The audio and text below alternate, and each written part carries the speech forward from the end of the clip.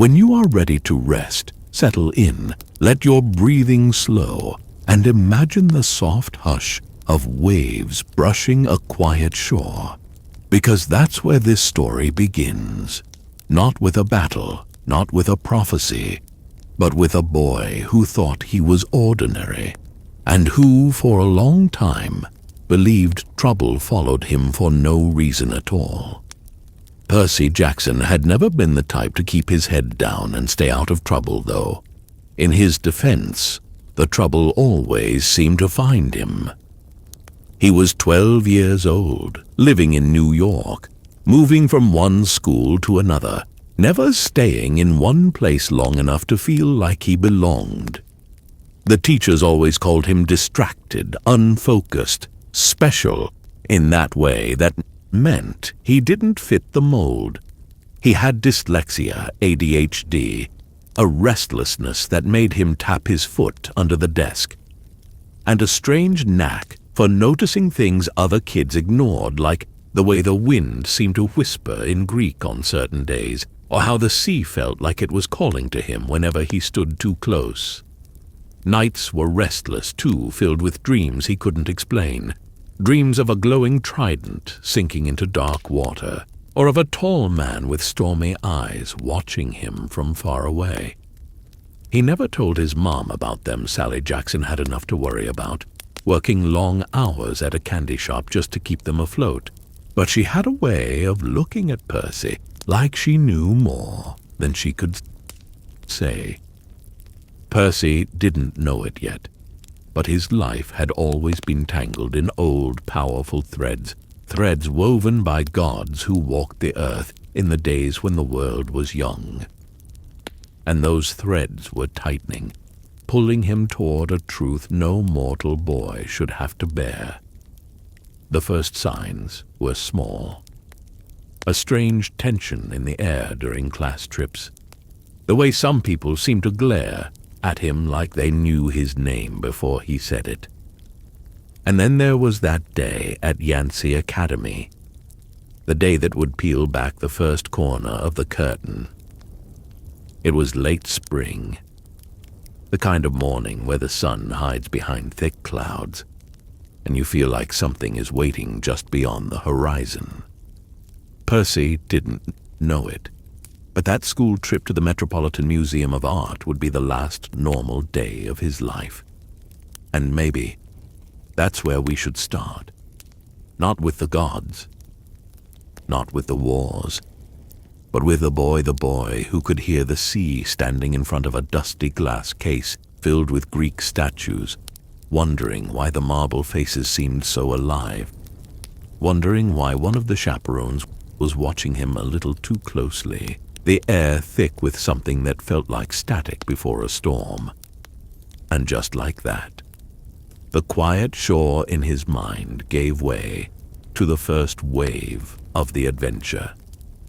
Percy Jackson will tell you that the summer everything changed began like any other sticky heat shimmering over the city, the smell of hot asphalt rising from the streets, and that restless itch in his bones that made him stare at the horizon as if it might open up and spill secrets.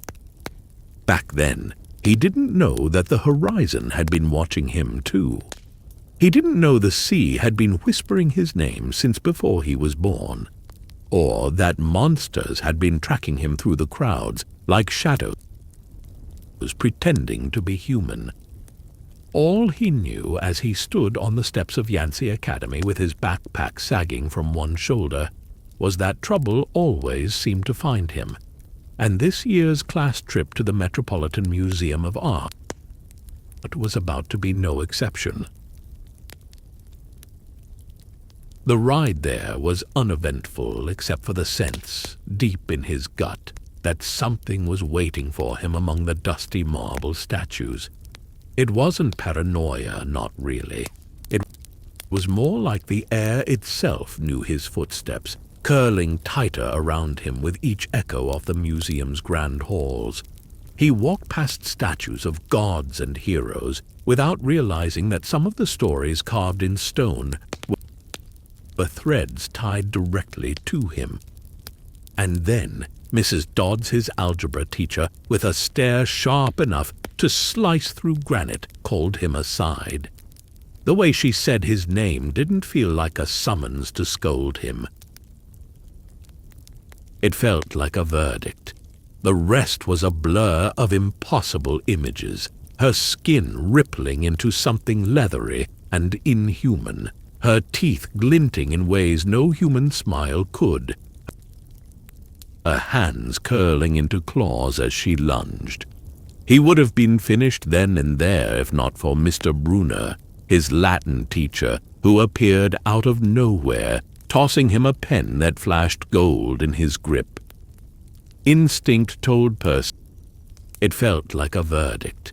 The rest was a blur of impossible images, her skin rippling into something leathery and inhuman, her teeth glinting in ways no human smile could, her hands curling into claws as she lunged. He would have been finished then and there if not for Mr. Brunner, his Latin teacher, who appeared out of nowhere, tossing him a pen that flashed gold in his grip. Instinct told Percy to uncap it, and in the moment he did, the pen lengthened into a gleaming bronze sword that felt like it had been waiting for him his entire life. One swing, guided more by instinct than skill, and the monster dissolved into golden dust. Percy stood frozen, the sword now just a pen in his trembling hand, while the rest of the museum bustled as if nothing had happened. That night he barely slept. His mind, it felt like a verdict. The rest was a blur of impossible images, her skin rippling into something leathery and inhuman, her teeth glinting in ways no human smile could, her hands curling into claws as she lunged. He would have been finished then and there if not for Mr. Brunner, his Latin teacher, who appeared out of nowhere, tossing him a pen that flashed gold in his grip. Instinct told Percy to uncap it, and in the moment he did, the pen lengthened into a gleaming bronze sword that felt like it had been waiting for him his entire life. One swing, guided more by instinct than skill, and the monster dissolved into golden dust, her hands curling into claws as she lunged. He would have been finished then and there if not for Mr. Brunner, his Latin teacher, who appeared out of nowhere, tossing him a pen that flashed gold in his grip. Instinct told Percy to uncap it, and in the moment he did, the pen lengthened into a gleaming bronze sword that felt like it had been waiting for him his entire life. One swing, guided more by instinct than skill, and the monster dissolved into golden dust. New.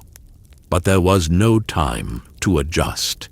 The gods were on the brink of war, and Zeus's master bolt, the weapon of storms, had been stolen. The evidence pointed to Percy.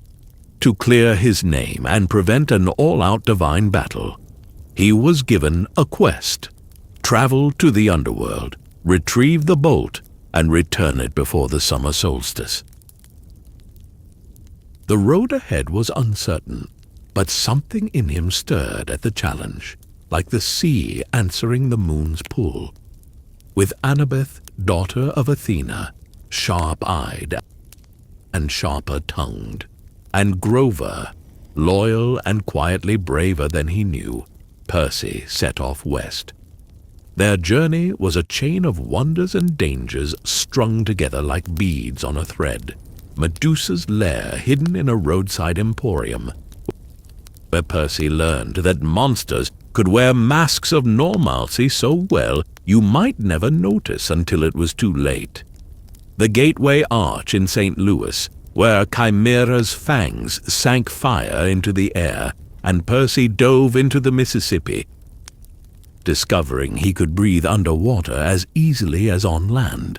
The Lotus Hotel in Las Vegas, where days slipped into minutes under the haze of enchanted games, nearly trapping them forever in a velvet eternity. Each stop tested them, not just in battle, but in trust, in patience, in the quiet courage to keep going even when the path made no sense. When they finally reached the underworld, the air was heavy with despair, a cold that sank past skin into bone. Hades denied stealing the bolt, but the weapon was there in Percy's backpack planted without his knowledge. The real thief, they learned, was Luke Castellan, son of Hermes, whose easy smile had hidden a bitter heart and an alliance with Kronos, the Titan Lord plotting to rise again. Las Vegas, where days slipped into minutes under the haze of enchanted games, nearly trapping them forever in a velvet eternity. Each stop tested them, not just in battle, but in trust, in patience, in the quiet courage to keep going even when the path made no sense. When they finally reached the underworld, the air was heavy with despair, a cold that sank past skin into bone. Hades denied stealing the bolt, but the weapon was there in Percy's backpack planted without his knowledge. The real thief, they learned, was Luke Castellan, son of Hermes, whose easy smile had hidden a bitter heart and an alliance with Kronos, the Titan Lord plotting to rise again. Las Vegas, where days slipped into minutes under the haze of enchanted games, nearly trapping them forever in a velvet eternity. Each stop tested them, not just in battle, but in trust, in patience, in the quiet courage to keep going even when the path made no sense. When they finally reached the underworld, the air was heavy with despair, a cold that sank past skin into bone. Hades denied stealing the bolt, but the weapon was there in Percy's backpack planted without his knowledge.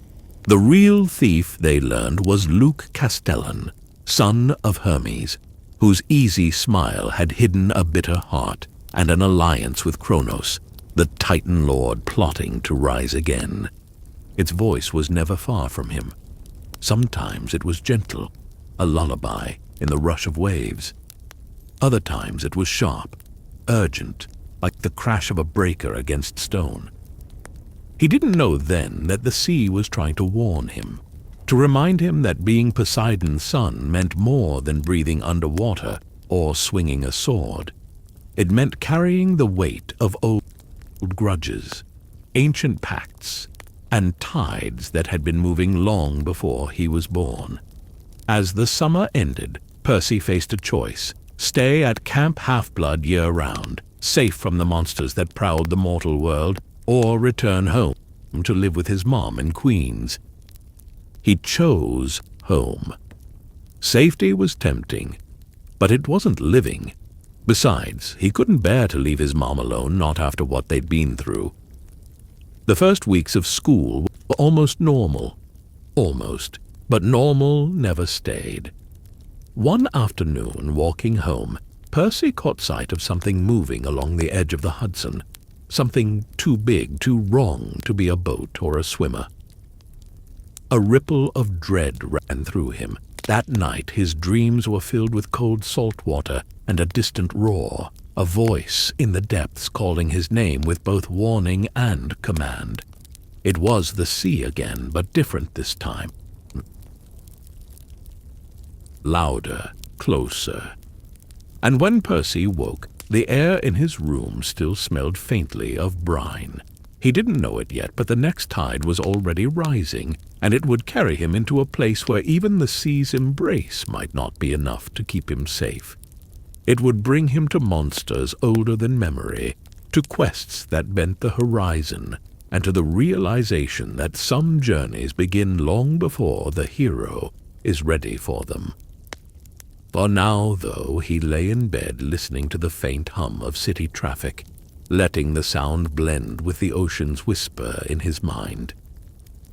Somewhere far away, yet moving closer, the waves were gathering, and Percy was already drifting toward them, whether he swam willingly or not.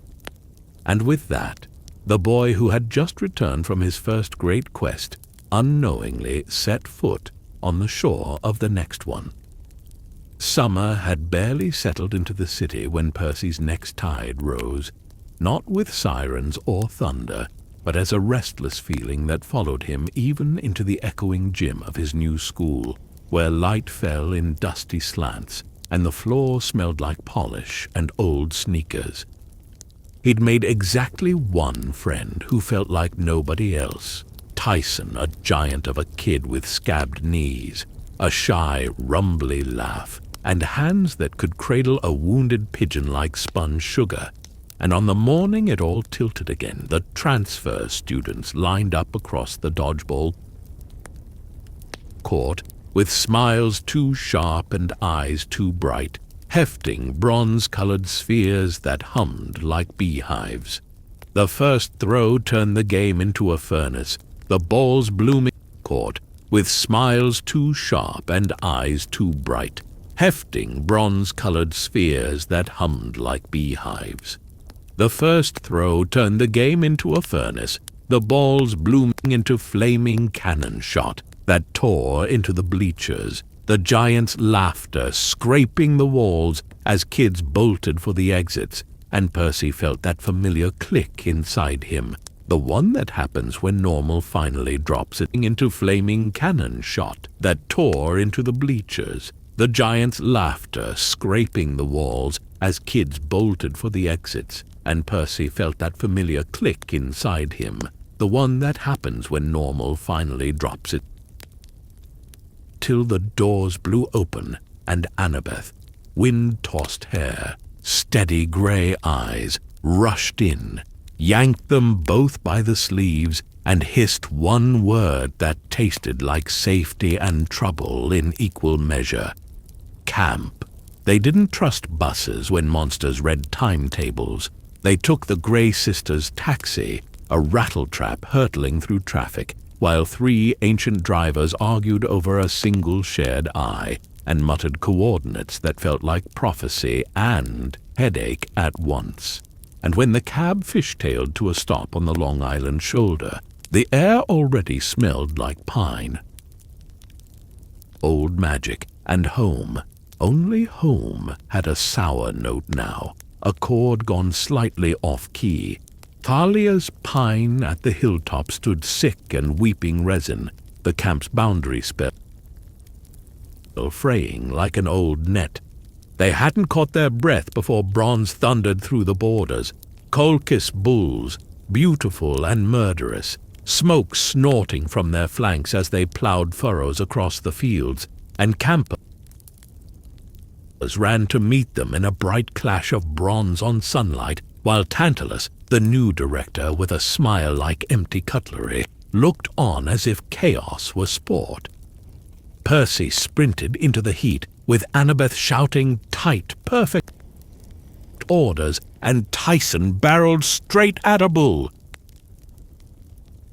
grabbing its horns with hands that should have blistered and didn't, holding it long enough for Percy to drive Riptide into a seam where gears sang, the monster bursting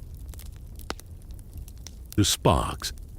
When quiet finally spilled over the field, the sea breeze felt cooler, and Camp, wide-eyed, whispering, learned what Percy's bone-deep hunch had started to feel. Tyson wasn't just a friend. He was a Cyclops, a child of Poseidon, which meant Percy's half-brother, a truth that landed in Percy's chest like a pebble touching deep water, rings of pride, confusion, and a new ache spreading outward. The claiming symbol blazed above Tyson, Poseidon's trident, gentle and absolute.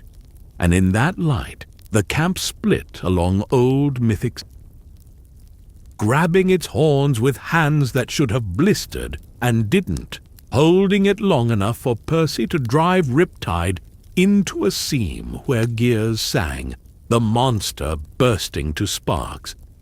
When quiet finally spilled over the field, the sea breeze felt cooler, and Camp, wide-eyed, whispering, learned what Percy's bone-deep hunch had started to feel. Tyson wasn't just a friend. He was a Cyclops, a child of Poseidon, which meant Percy's half-brother, a truth that landed in Percy's chest like a pebble touching deep water, rings of pride, confusion, and a new ache spreading outward. The claiming symbol blazed above Tyson, Poseidon's trident, gentle and absolute. And in that light, the camp split along old Mythic's voice muffled in the dark, the sweet wrought scent of flowers, the thud of a giant footstep, the scrape of hoof on stone, and a cyclops calling himself Polyphemus, cooing over his bride. Percy woke tasting salt and certainty. The golden fleece hung in that monster's grove, its power strong enough to heal Thalia's tree and mend the camp's tattered borders. And Grover, brave, ridiculous Grover, was there in a mock wedding dress, buying time with fear and nerve. When Tantalus theatrically awarded the official quest to Clarice, daughter of Ares, she took it with armor shining and jaw set, stalking off in a storm of sparks. But prophecy, pride, and Percy's heart had already chosen. He would go anyway.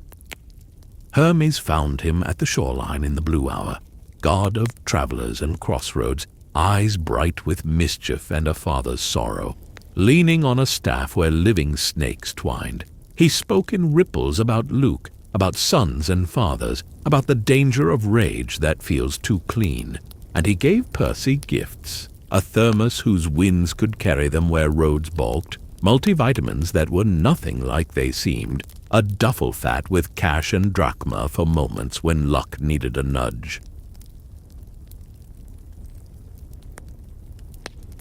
So Percy, Annabeth, and Tyson, half-brothers now by fate as much as blood, slipped from camp under stars that looked like pricked holes in dark velvet, guilt and resolve. So Percy, Annabeth, and Tyson, half-brothers now by fate as much as blood, slipped from camp under stars that looked like pricked holes in dark velvet, guilt and resolve. So Percy, Annabeth, and Tyson, half-brothers now by fate as much as blood, slipped from camp under stars that looked like pricked holes in dark velvet, guilt and resolve sharing a heartbeat. And the sea welcomed them with a lap against the dock, like a mother setting down a lullaby.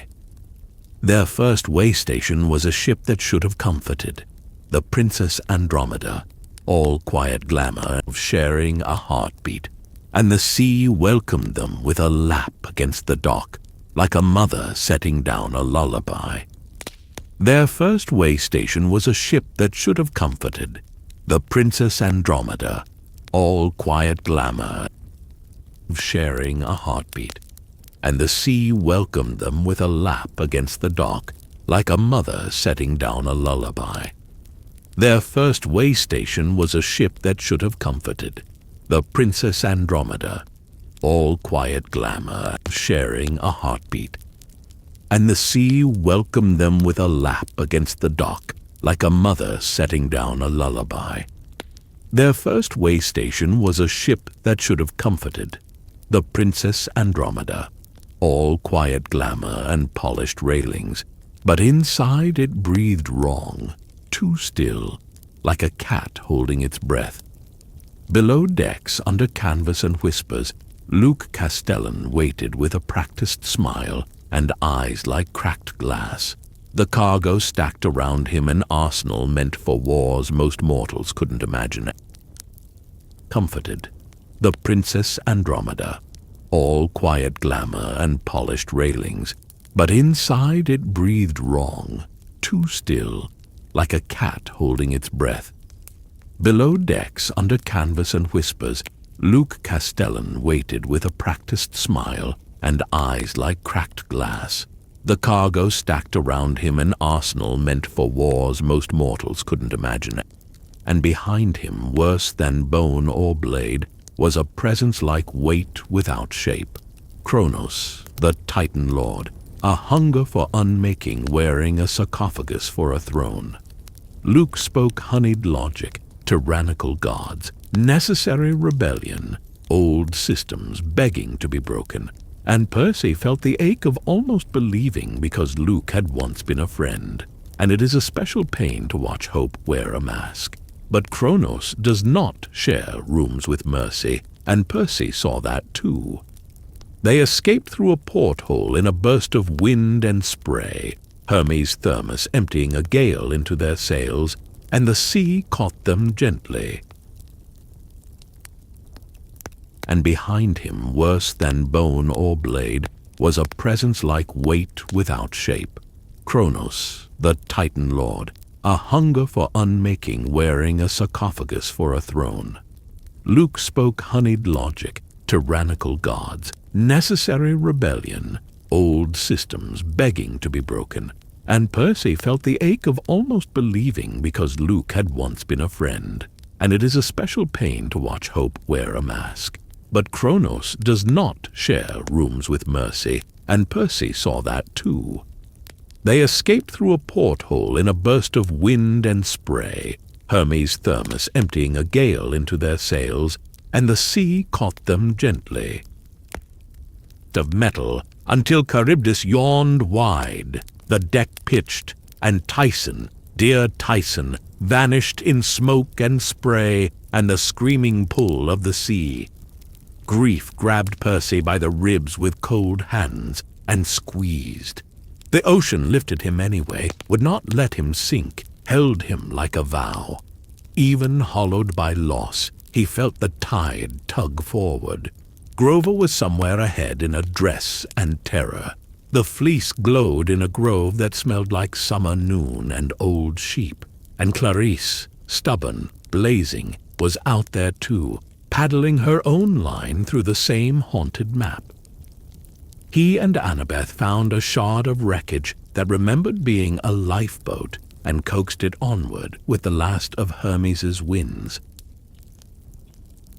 West by feeling, south by faith, until the air shifted and the scent of flowers and wool draped itself over the salt like lace. Polyphemus' island rose from the mist, too green, too welcoming, paths stitched across its slopes like smiles that didn't reach the eyes. Percy steadied at the prow, grief and purpose braided behind his ribs, and let the sea curl a cool hand under their keel as they drifted toward the grove where a cyclops dreamed of weddings and feasts beneath a golden fleece that pulsed through leaves the color of memory. The closer they drew, the more the island hummed with a wrong kind of peace. The air too warm, the flowers too eager to bloom. The distant bleating of sheep threaded with a rhythm that felt almost like laughter.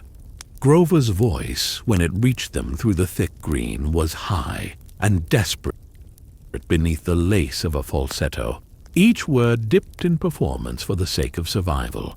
He was the bride, playing into Polyphemus' loneliness, stalling with flattery and feigned shyness, while the giant Cyclops lumbered about in a makeshift tuxedo of stitched pelts and seashell buttons, humming to himself and adjusting the fleece that hung like a piece of sunlight woven into gold thread on the branch above his hut.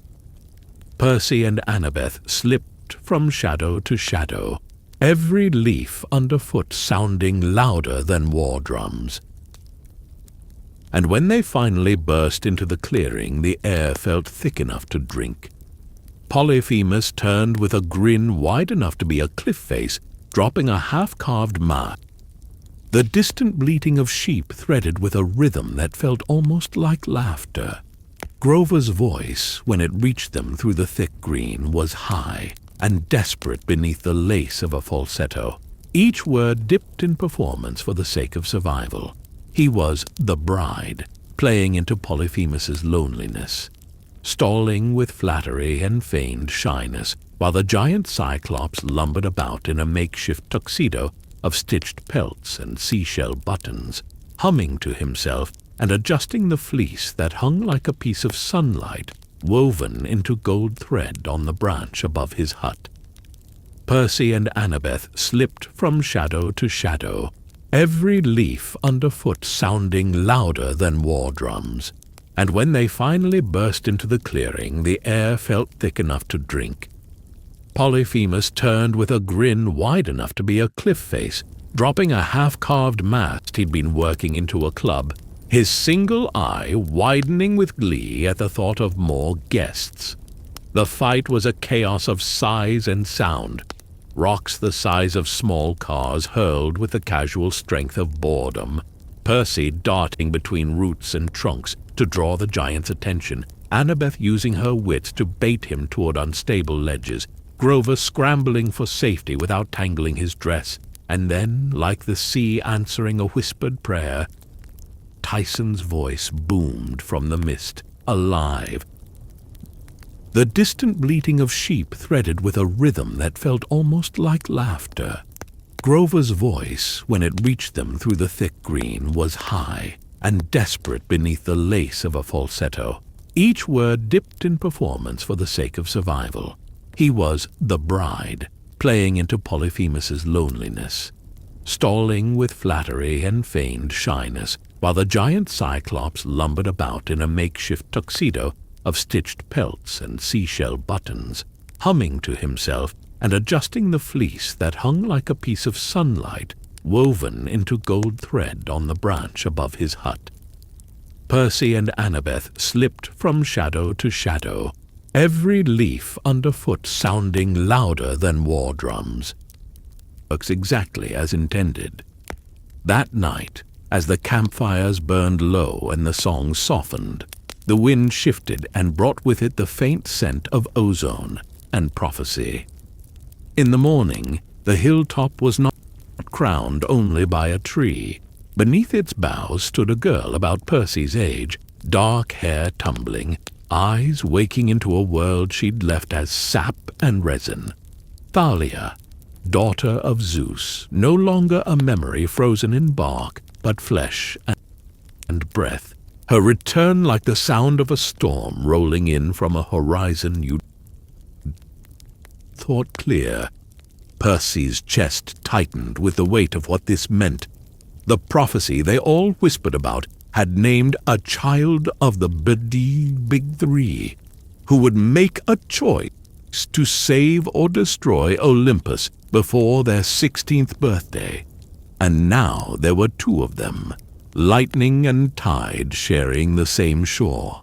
And in the way Chiron looked at them both, there was both pride and fear. The fleece had saved the camp. It had healed the tree. But it had also shifted the board in ways nobody could yet see. The game now crowded with new pieces, and as Percy watched Thalia stare at the sea like she'd half forgotten it, he felt the air between them prickle with the same question humming through every shadow of the pine forest. When the choice came, whose hand would hold the fate of the gods? And with that question curling like smoke into the autumn air, the summer that had begun with dodgeballs and fire ended with an entirely different kind of challenge, waiting just over the next hill, leading Percy toward the opening of his next trial, one that would take him deep into labyrinths not just of stone, but of loyalty, fear, and the thin lines between friend and foe. The winter wind had a way of carrying whispers at Camp Half-Blood, thin threads of sound that slid between the pines like silverfish in moonlight, and Percy had learned to notice them, not because the trees spoke, but because trouble always had a way of announcing itself if you were patient enough to hear, and, after a summer spent sailing through the sea of monsters, after facing Charybdis's whirlpool maw and Polyphemus's shadowed cave, Percy had developed the kind of patience that comes when you know peace is only ever a pause between storms. It was in that pause, just as frost was beginning to creep over the fields and the breath of the campers hung like ghosts in the morning air, that the call came, not from the sea this time, but from the sky, riding in on the voice of Artemis's hunters, sharp and urgent, their silver bows slung over shoulders as they approached Chiron, with faces that told of a quest. that could not wait. And in that instant, Percy felt the shift, the same electric crackle he'd felt when he first learned the gods were real, when a new thread in the tapestry of his life was about to be tugged. The hunters brought news of Annabeth, gone, missing after an encounter on a rescue mission gone wrong, and the words captured and enemy clung to Percy's ribs like ice, because Annabeth was not the kind of person who simply vanished. She was a fighter, a planner, someone who always found a way back. And the fact that she hadn't this time was a shadow heavier than winter itself.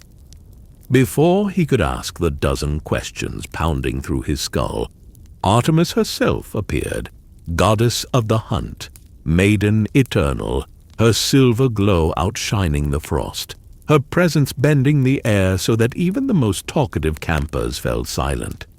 And she spoke not of pleasantries, but of monsters stirring, of an ancient prophecy wrapping tighter around the present, and of a threat rising in the west that smelled faintly of Titan power. Percy felt the weight of those words settle on him, the way the ocean presses against the hull of a ship, quiet but inescapable. And when Artemis declared she would hunt the monster herself, leaving her hunters in the care of Zoe Nightshade, a daughter of Atlas with eyes like cold stars, Percy knew that whatever came next would not leave him unchanged. The quest formed quickly, as quests always did when danger pressed close. Zoe, Thalia, Grover, Bianca D'Angelo, the younger sister of Nico, a boy Percy had met only days before, and Percy himself, all bound by threads they couldn't see but could already feel tightening, setting out toward a danger they only half understood. Winter roads blurred beneath them, and the world seemed to dim at the edges, as though Olympus itself were holding its breath. They traveled by stealth and by luck, shadows of pine forests sliding across their faces, the wind carrying the distant calls of owls, like messages they couldn't quite translate. Percy kept catching himself glancing at Bianca, wondering why she seemed older than her years in some moments and painfully young in others. And when she smiled shyly at him over the campfire one night, he felt the sting of knowing that this quest might ask more of her than she realized. And still the miles fell away beneath them, until they reached a place where the land itself seemed to resist their passage. Mountains rising like jagged teeth, snow whispering across the road in serpent-like patterns, and a silence so deep it made Percy's pulse sound loud in his ears. In that silence, they found the first real sign of Annabeth, a scrap of her Yankees cap, half buried in snow, the invisibility magic long gone from it, as though it had been wrestled away in a struggle, and the sight of it lodged in Percy's chest like a hook, pulling him forward into the teeth of the storm. They pushed higher into the mountains, where the air turned thin, and the sky felt closer than the ground, a blue so cold it rang in Percy's ears, and the wind threaded needles of ice through every seam of their jackets. And still they didn't stop, because the scrap of Annabeth's cap in Percy's pocket felt like a compass that would only ever point toward danger. At a crumbling ruin perched on a ridge, half temple, half teeth, Zoe's face went unreadable, memories tightening the corners of her mouth as if the stones themselves were saying her name, and Grover cocked his head like the roots under the frost were whispering bad news, and Thalia stood very still. Stormlight banked in her eyes as if every step forward was also a step back into something she'd tried to leave behind. The trail led them to a junkyard sprawled like a sleeping dragon across the desert, a place so big the horizon got lost in it. Fields of rusted cars and broken gods of steel, sun glinting off hoods like scales, and Percy felt the itch at the back of his neck that said places like this remember what gets thrown away, and sometimes they throw back. And sure enough, the automatons woke. Bronze men with hollow eyes stepping from under collapsed billboards, gears whining to an ancient rhythm, and the fight came like a hum. And sure enough, the automatons woke. Bronze men with hollow eyes stepping from under collapsed billboards, gears whining to an ancient rhythm, and the fight came like a hum. And sure enough, the automatons woke. Bronze men with hollow eyes stepping from under collapsed billboards, gears whining to an ancient rhythm, and the fight came like a hot wind, fast and everywhere, and Bianca, young, brave, shaking, slipped into the maze of metal with a purpose Percy recognized, the terrible clarity of someone deciding that the only way out is through. She found the control core, wind, fast and everywhere, and Bianca, young, brave, shaking, slipped into the maze of metal with a purpose Percy recognized, the terrible clarity of someone deciding that the only way out is through. She found the control core, wind, fast and everywhere, and Bianca, young, brave, shaking, slipped into the maze of metal with a purpose Percy recognized, the terrible clarity of someone deciding that the only way out is through. She found the control core. Teeth clenched, hands steady, cut the right wires in the wrong order on purpose so the chain reaction would not reach them, and the junkyard shuddered, went quiet, and Percy realized the quiet had bought them miles and hours, and the cost was Bianca herself. When they found the broken place where she'd teeth clenched, hands steady, cut the right wires in the wrong order on purpose so the chain reaction would not reach them, and the junkyard shuddered, went quiet, and Percy realized the quiet had bought them miles and hours. Nico's name fell out of Percy's mouth like a dropped shell, hollow and helpless, and the desert kept its answers, and the sun kept moving. Grief makes people into new, and the cost was Bianca herself. When they found the broken place where she drew shapes, Grover folded smaller around his pipes and made songs that sounded like wind through pine. Thalia set her jaw harder and looked at the sky like she was daring it to move. Zoe led with a silence that felt like armor. Nico's name fell out of Percy's mouth like a dropped shell, hollow and helpless, and the desert kept its answers, and the sun kept moving.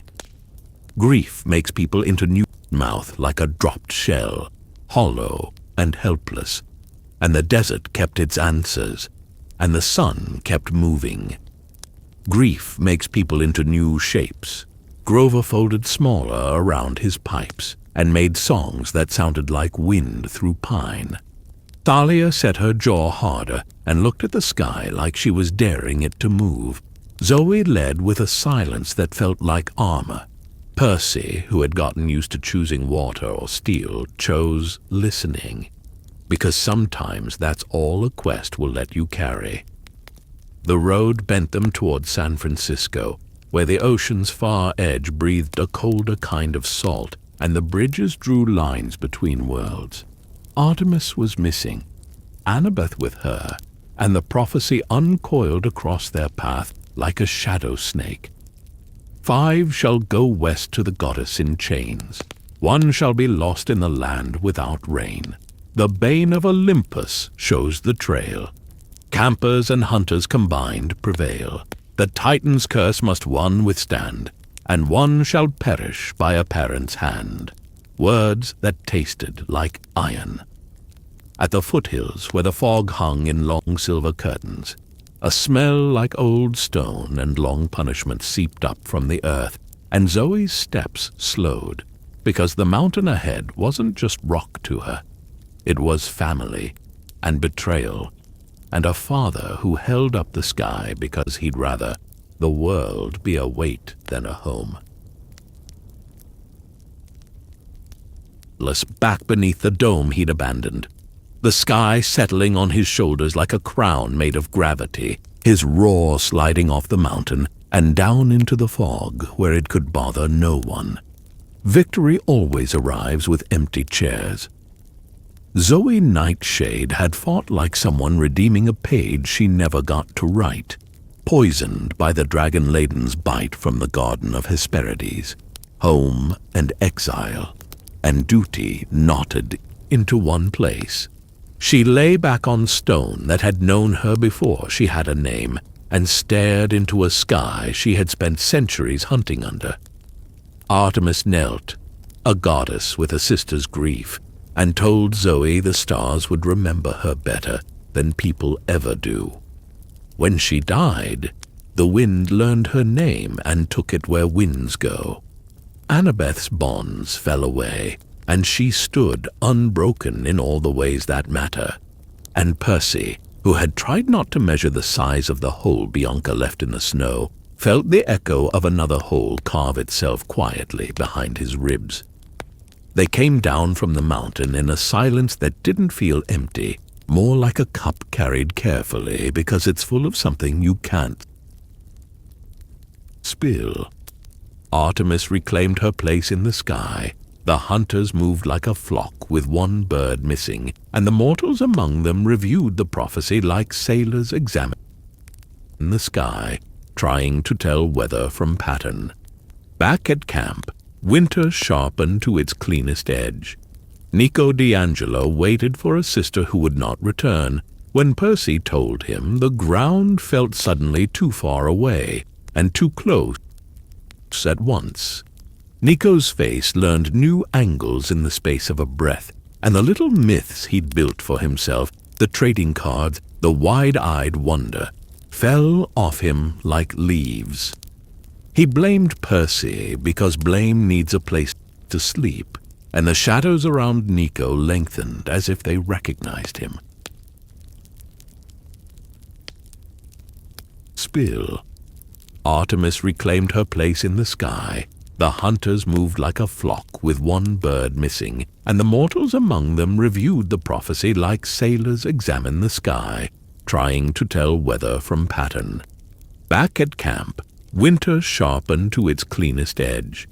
Nico D'Angelo waited for a sister who would not return. When Percy told him, the ground felt suddenly too far away and too close at once. Nico's face learned new angles in the space of a breath, and the little myths he'd built for himself, the trading cards, the wide-eyed wonder, fell off him like leaves. He blamed Percy because blame needs a place to sleep, and the shadows around Nico lengthened as if they recognized him. Hunt rode out, silver and sure. Grover listened for Pan in the empty places and promised the earth he wouldn't stop asking where the wild had gone. Percy stood in the cold, watching his breath leave him like a visible thought, and understood with the clean sting of winter air that the board had been reset again. Luke somewhere out there knitting a war from old grudges and new recruits. Atlas under the sky, hating and enduring. Artemis in motion, the prophecy still counting. Nico walking away from the place where children stay children, and that the next move belonged to the labyrinth under their feet. The one that runs beneath every city where people think they know what ground means. When spring edged a green thumb into the soil, the camp paths felt subtly different, as if another set of footsteps had started to walk them. Night. Annabeth brought plans to the firelight, maps that didn't hold still, lines that rearranged themselves when no one watched, and spoke the name Daedalus with the proprietary ache of an architect meeting a ghost.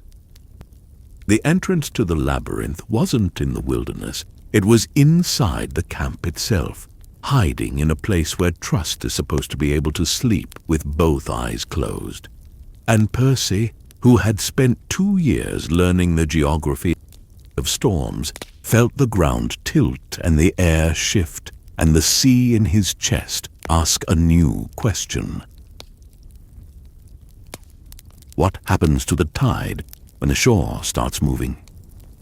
That was the first breath of the next chapter, the soft hinge between trials. The summer began not with fanfare,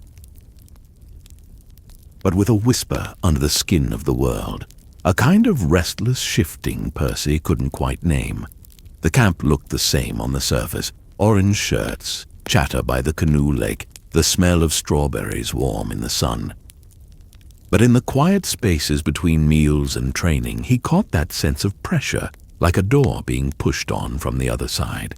Annabeth arrived with that same tension in her posture, her maps rolled tight under her arm, and a look in her eyes that Percy had learned to read, the look of someone already halfway through solving a problem, even if no one else knows it exists. The problem was a maze, not the kind you get lost in for an hour on a dare, but the kind. What happens to the tide when the shore starts moving? That was the first breath of the next chapter, the soft hinge between trials. The summer began not with fanfare, but with a whisper under the skin of the world, a kind of restless shifting Percy couldn't quite name. The camp looked the same on the surface: orange shirts, chatter by the canoe lake, the smell of strawberries warm in the sun. But in the quiet spaces between meals and training, he caught that sense of pressure, like a door being pushed on from the other side. Annabeth arrived with that same tension in her posture, her maps rolled tight under her arm, and a look in her eyes that Percy had learned to read, the look of someone already. What happens to the tide when the shore starts moving? That was the first breath of the next chapter, the soft hinge between trials. The summer began not with fanfare, but with a whisper under the skin of the world, a kind of restless shifting Percy couldn't quite name. The camp looked the same on the surface: orange shirts, chatter by the canoe lake, the smell of strawberries warm in the sun. But in the quiet spaces between meals and training, he caught that sense of pressure, like a door being pushed on from the other side. Annabeth arrived with that same tension in her posture, her maps rolled tight under her arm, and a look in her eyes that Percy had learned to read, the look of someone already. In the quiet spaces between meals and training, he caught that sense of pressure, like a door being pushed on from the other side. Annabeth arrived with that same tension in her posture, her maps rolled tight under her arm, and a look in her eyes that Percy had learned to read, the look of someone already. Dwindling deadline, and Tyson, Percy's Cyclops half-brother, whose joy at being included was as solid as the hammer he carried. The descent was nothing like a doorway. One moment they were in sunlight, the next they were inside a living riddle. The walls weren't brick or stone as much as they were intention-given shape, blocks fitted together in patterns that shifted when you weren't looking, shadows falling in directions that made no sense. The air tasted of dust, metal, and something older, like the inside of a clock that had been running since the first story was told. Every step echoed in ways footsteps shouldn't echo, as if the sound went ahead of them and came back changed. The maze offered trials like a host with a dark sense of humor. Sudden drops into caverns lined with mosaics of ancient battles, corridors where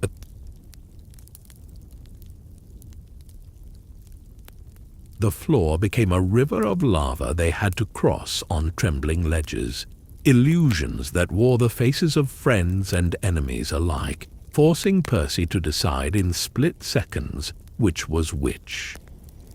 At night, if night even existed down there, they camped in niches where the air felt less predatory, passing bread and water like it was treasure. Grover played his pipe softly, a green thread in the gray air, and Percy would catch Tyson tracing the carvings in the wall with a craftsman's reverence, as if learning the maze's language by touch. Annabeth never stopped mapping, though her maps were more sketches of a dream than any navigable plan. In one chamber they met Briars, a 100-handed one, once a hero to the Cyclopes, now a prisoner of his own fear.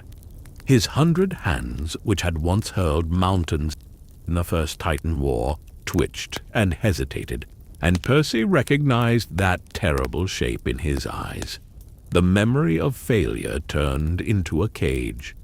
Tyson's belief in him was unshakable, though, and they left him with the promise that he was still what he had been, even if it didn't feel that way yet. Not all encounters were merciful. Deeper in, they crossed paths with Campe, the jailer of Tartarus, her body a patchwork of the worst nightmares the earth could remember. Serpent's tail, dragon claws, and the heads of beasts all stitched into one unstoppable shape. Even in the maze where space bent and cheated, Campe moved like inevitability. They barely escaped, ducking through a side passage that sealed behind them like a closing throat. Each escape cost them something: supplies, strength, or a piece of the certainty that they'd make it back. The labyrinth didn't just test them with monsters, it wore at them, whispering through its turns, bending distance so that hope felt far and fear felt close. Still, they pressed on toward the workshop of Daedalus himself, because somewhere in the heart of the maze was a man who might hold the key to saving Camp Half-Blood, or the map to dragon claws and the heads of beasts all stitched into one unstoppable shape. Even in the maze where space bent and cheated, Campe moved like inevitability. They barely escaped, ducking through a side passage that sealed behind them like a closing throat. Each escape cost them something: supplies, strength, or a piece of the certainty that they'd make it back. The labyrinth didn't just test them with monsters, it wore at them, whispering through its turns, bending distance so that hope felt far and fear felt close.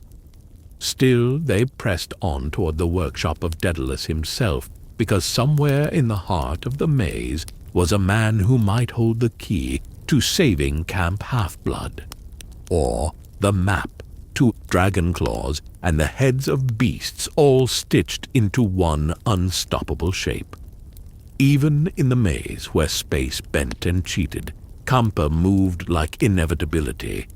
They barely escaped, ducking through a side passage that sealed behind them like a closing throat. Each escape cost them something: supplies, strength, or a piece of the certainty that they'd make it back. The labyrinth didn't just test them with monsters, it wore at them, whispering through its turns, bending distance so that hope felt far and fear felt close. Still, they pressed on toward the workshop of Daedalus himself, because somewhere in the heart of the maze was a man who might hold the key to saving Camp Half-Blood, or the map to escaped, ducking through a side passage that sealed behind them like a closing throat. Each escape cost them something: supplies, strength, or a piece of the certainty that they'd make it back. The labyrinth didn't just test them with monsters, it wore at them, whispering through its turns, bending distance so that hope felt far and fear felt close. Still, they pressed on toward the workshop of Daedalus himself, because somewhere in the heart of the maze was a man who might hold the key to saving Camp Half-Blood, or the map to that promises had been made that the path to Camp Half-Blood could not be unmade without sacrifice. Outside, the war was already moving. Luke's forces, monsters, half-bloods who had turned things too strange to name, were using the labyrinth as their highway, striking at the camp from within. There was no more time for persuasion. The four of them raced back through the maze, the turns sharper now, the air charged with the pulse of oncoming battle. When they burst into daylight, it was into chaos, the camp's borders shuddering under the assault. The sky lit with flashes of celestial bronze and monster fire.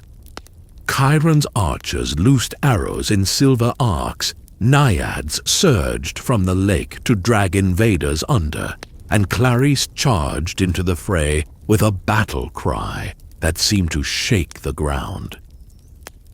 Percy fought without counting strikes, each movement more instinct than thought, the rhythm of survival and defense.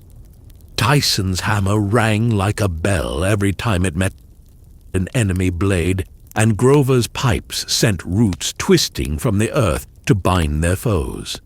Somewhere in the storm of sound and movement, Daedalus appeared, not as a savior, but as a man who had chosen at last. He fought alongside them with weapons of his own making, and when the moment came, he made the choice that mattered most, to give up his life and with it the magic of the labyrinth, collapsing its shifting roads into stillness. The battle ebbed not because every enemy had fallen, but because their road into the heart of camp was gone. Silence came slowly, settling over the camp like a deep breath finally released. They mourned the fallen that night, their names spoken in the firelight, their absence heavy in the spaces between words. Annabeth's map of the labyrinth would never be finished. Its lines ended abruptly now, a story closed by its own author. Yet the summer's work had been enough. The borders still held, the camp still stood. And as Percy sat by the dying embers, listening to the lake's quiet lap against the shore, he thought of the paths still ahead, the ones no map could show. Because war was still coming, the prophecy was still waiting. And in the stillness of that night, the first notes of the next battle began to take shape. The summer after the labyrinth's fall was quieter on the surface, but Percy could feel the storm building beneath it, like the pressure in the air before a hurricane. The borders of Camp Half-Blood still stood, the cabins still hummed with life, and the sound of laughter sometimes drifted over the strawberry fields. But every camper knew they were in the waiting room before something vast and final. Kronos had not been defeated in the maze. He had been delayed, and each day that passed brought him closer to the heart of Olympus. Percy spent his mornings training in the arena, afternoons along the shore, letting the waves rise and fall against his legs like the sea itself was speaking to him in a language just beyond his grasp. He saw Tyson in the forges, the Cyclops singing softly to himself as he shaped bronze into weapons that would one day decide the fate of gods and mortals alike. Annabeth was more restless than ever, carrying blueprints under her arm that she never shared, eyes constantly scanning the horizon as if she expected an enemy to rise from the water at any moment. When the call finally came, it was not in a blast of horns or a shattering of the sky. It was in the quiet knock at his cabin door. Grover stood there, goat legs trembling, eyes wide. "It started," was all he said, and Percy knew. The war began not with the roar of armies, but with the slow tightening of a noose. Kronos' forces moved like shadows through the mortal world, slipping past sight, striking at demigods before they could even reach the safety of camp. By the time Percy and his friends gathered on the hill, the sky over Manhattan was already bruised with the first clouds of battle. The plan was desperate, but it was all they had. Defend Olympus itself. Keep the enemy from reaching the throne room long enough for the gods to return from their own war against Typhon. The storm giant whose rampage was tearing across America. The city below was not empty. Mortal New Yorkers went about their lives under a strange, heavy mist, unable to see the monsters spilling through the streets. For Percy, every block felt like a test. Hold the line here, stop the Draceni there, push back the Ampuzai before they reached another building. They fought in Central Park under moonlight. The grass churned into mud beneath their feet. They held bridges, tunnels, and rooftops, each one a heartbeat in the larger battle. The enemy never stopped coming, and every victory was bought with something they could not get back. Yet even in the thick of it, there were moments, small, fragile things, that reminded Percy why they fought at all. A camper pulling another to safety through a collapsing doorway. Grover playing a frantic tune that sent ivy curling over a monster's legs until it could move no more. Annabeth's hand finding his in the dark as they caught their breath between waves of attackers, her eyes fierce and steady in the torchlight. The war was not a single clash, but 100 smaller ones strung together like beads, each with its own weight. And as the first night bled into day, Percy realized they were not just defending Olympus. They were defending every quiet moment in the world above, every ordinary life that would never know how close it had come to ending. By the second night, the city felt like a living battleground, every street lamp flickering under the strain of magic and shadow, every skyscraper looming like a watchtower over the shifting tide of monsters below. Percy could feel the fatigue pulling at him, but the sea within him answered every call for strength. They fought through Times Square beneath the neon glow, the colors bleeding into the haze of smoke and rain, where dragons writhed between billboards and Pegasi dove from the rooftops in dazzling arcs. In the chaos, he saw the faces of friends and strangers alike, each one a reminder that the line between life and loss was paper-thin. Campers held the Lincoln Tunnel against a tide of hellhounds until dawn broke in thin streaks of gold across the Hudson, and even then, there was no time to rest. They regrouped at the Empire State Building, Olympus's mortal anchor, its glass doors shattered, marble lobby stained with the marks of claws and blood. The climb to the 600th floor was not a sprint, but a final ascent, each step echoing with the knowledge that the throne room lay just beyond. And there, at the heart of Olympus, surrounded by the towering thrones of the gods, Kronos waited, not the shrouded presence of a distant enemy, but a figure in full, armored and ageless, eyes burning like the edge of the world. His voice rolled through the chamber like a tide-breaking stone, offering Percy one last chance to surrender, to kneel, but there was no surrender left in him. The fight was unlike anything before, no battlefield distractions, no shifting terrain, just the clash of will and power beneath the vaulted sky of the god's home. Annabeth darted like a shadow between the columns, striking when she saw an opening. Grover's reed pipes sang sharp and strange, sending vines curling up the golden walls. Percy fought with the ocean in his veins, every strike of riptide ringing like a wave breaking on rock. The throne room shook, statues cracked, and for a moment it seemed as if Olympus itself might crumble. But the battle turned when Annabeth, wounded yet unyielding, stepped between Percy and Kronos' killing blow, not in defiance of Percy, but in a reminder of the loyalty that bound them all. That heartbeat of hesitation was enough. Percy struck, and the sea roared with him, scattering the Titan's essence into 1,000 motes of fading gold. Silence fell, broken only by the sound of their breathing and the distant roll of thunder. Typhon had been defeated, the gods returned, battered but victorious, and Olympus still stood.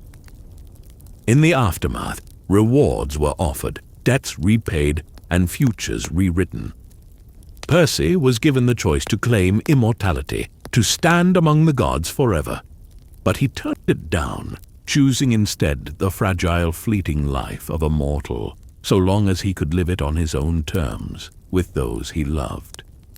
As he walked away from the thrones, the war already felt like a story that would be told in hushed tones by the campfire for generations, a reminder that even the last Olympian is, at heart, just someone who chose to stand when standing was hardest.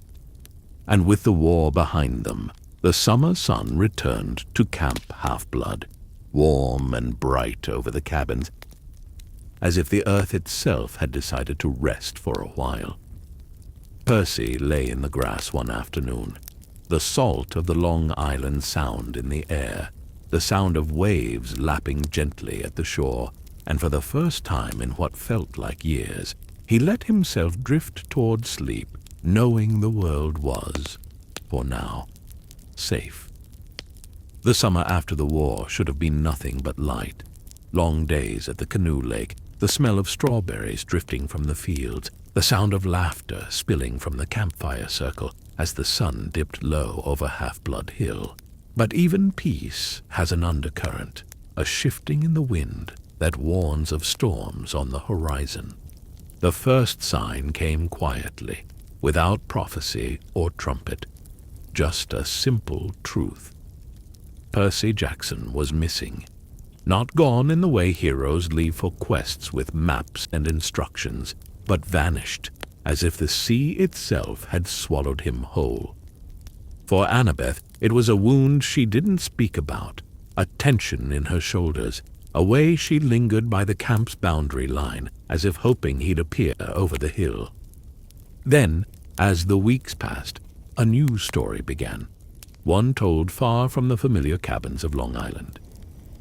High on a windy hilltop in California, a boy named Jason woke to find himself on a school bus headed for the Grand Canyon, and with no memory of who he was or how he had come to be there. To his right sat a girl with fierce eyes, Piper, who called herself his girlfriend. To his left was a freckled boy named Leo, all quick hands and quicker jokes. They knew each other, at least they thought they did, but the truth shimmered just out of reach, like words forgotten in a dream. The field trip was supposed to be simple, a walk along the canyon's edge, a few facts from their teacher. But the storm broke too soon. The winds rose, dark clouds gathering above the vast expanse of red rock and shadow. And then, in the way danger always seems to find demigods, their teacher revealed herself not as a guide, but as a monster, wings tearing free from her back, eyes burning gold, her voice a shriek older than the stones below. The attack was sudden and chaotic. Jason found himself moving as if some instinct buried deep inside had been unlocked, summoning a golden coin from his pocket that flashed and lengthened into a sword. Piper fought beside him with a courage that surprised even herself, and Leo, armed only with his wits, sent a storm of mechanical projectiles flying from a tool belt that seemed far too full for its size.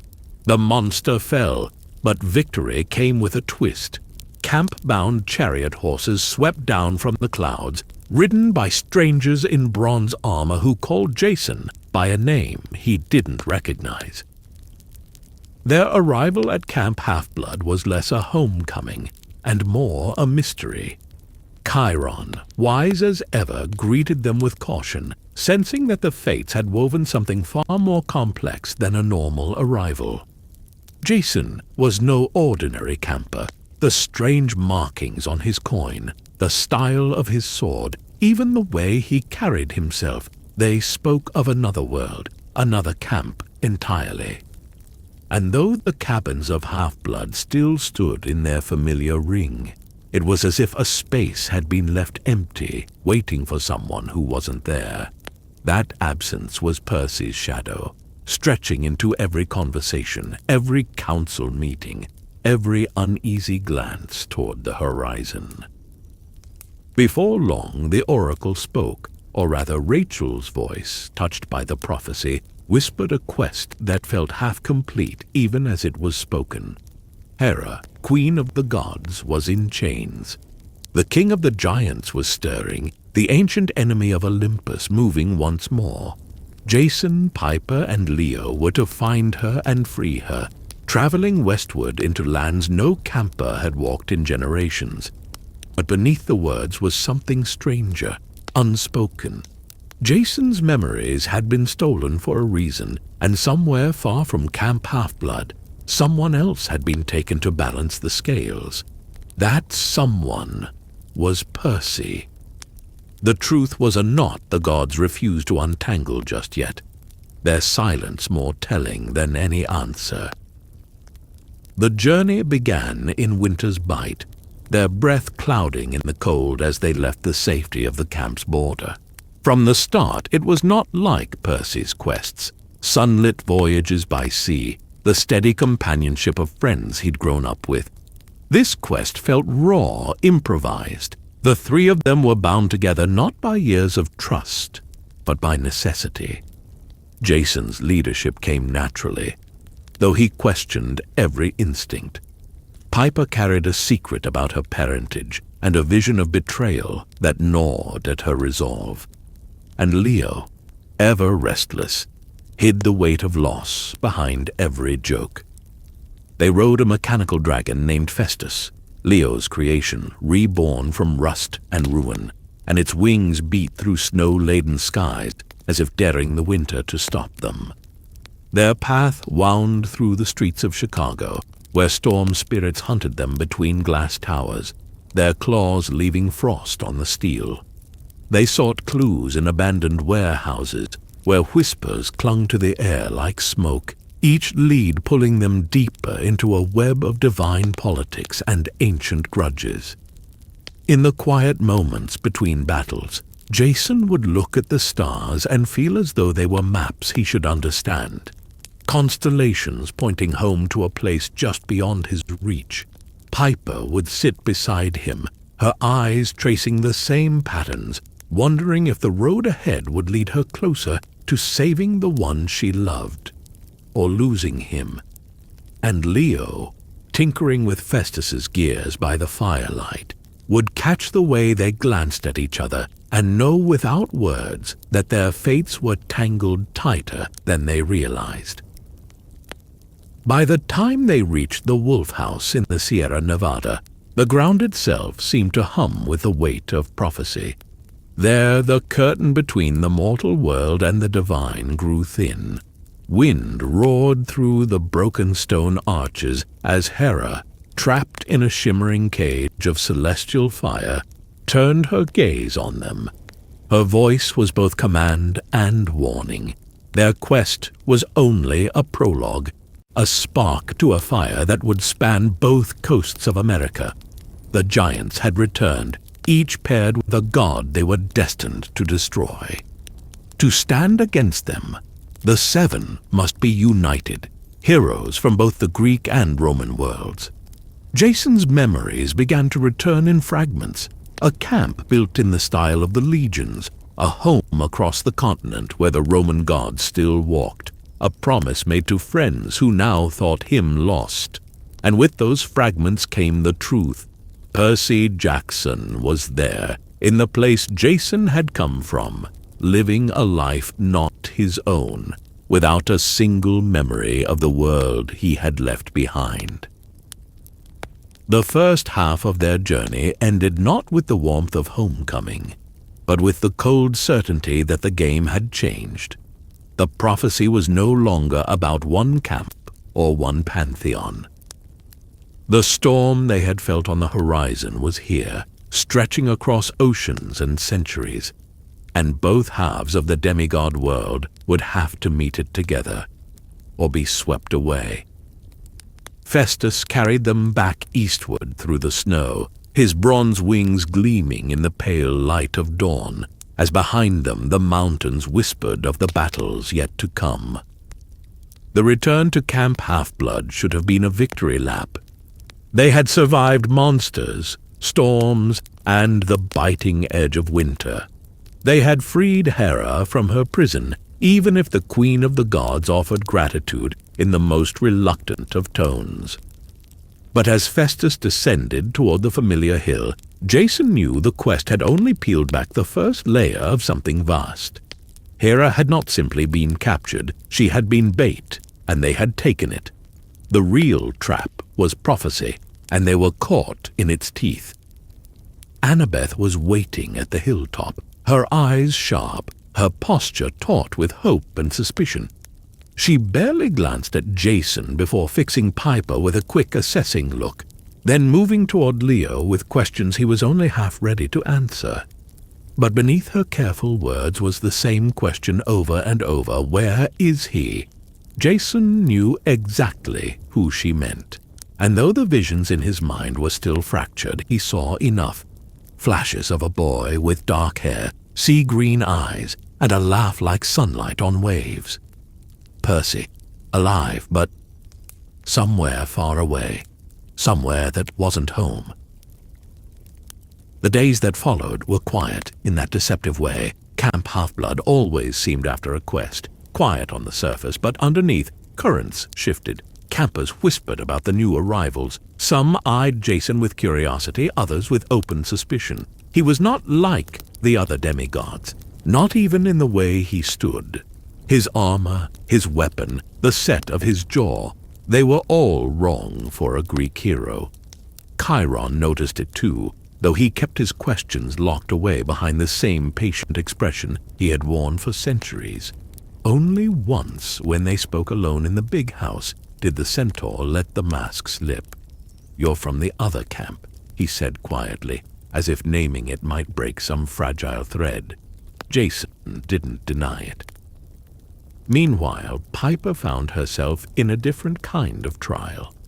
Word of her bravery had spread quickly, but so had whispers about her heritage. Her father, a mortal movie star, was in danger, a pawn in a game she hadn't even known she was playing until Hera revealed the truth.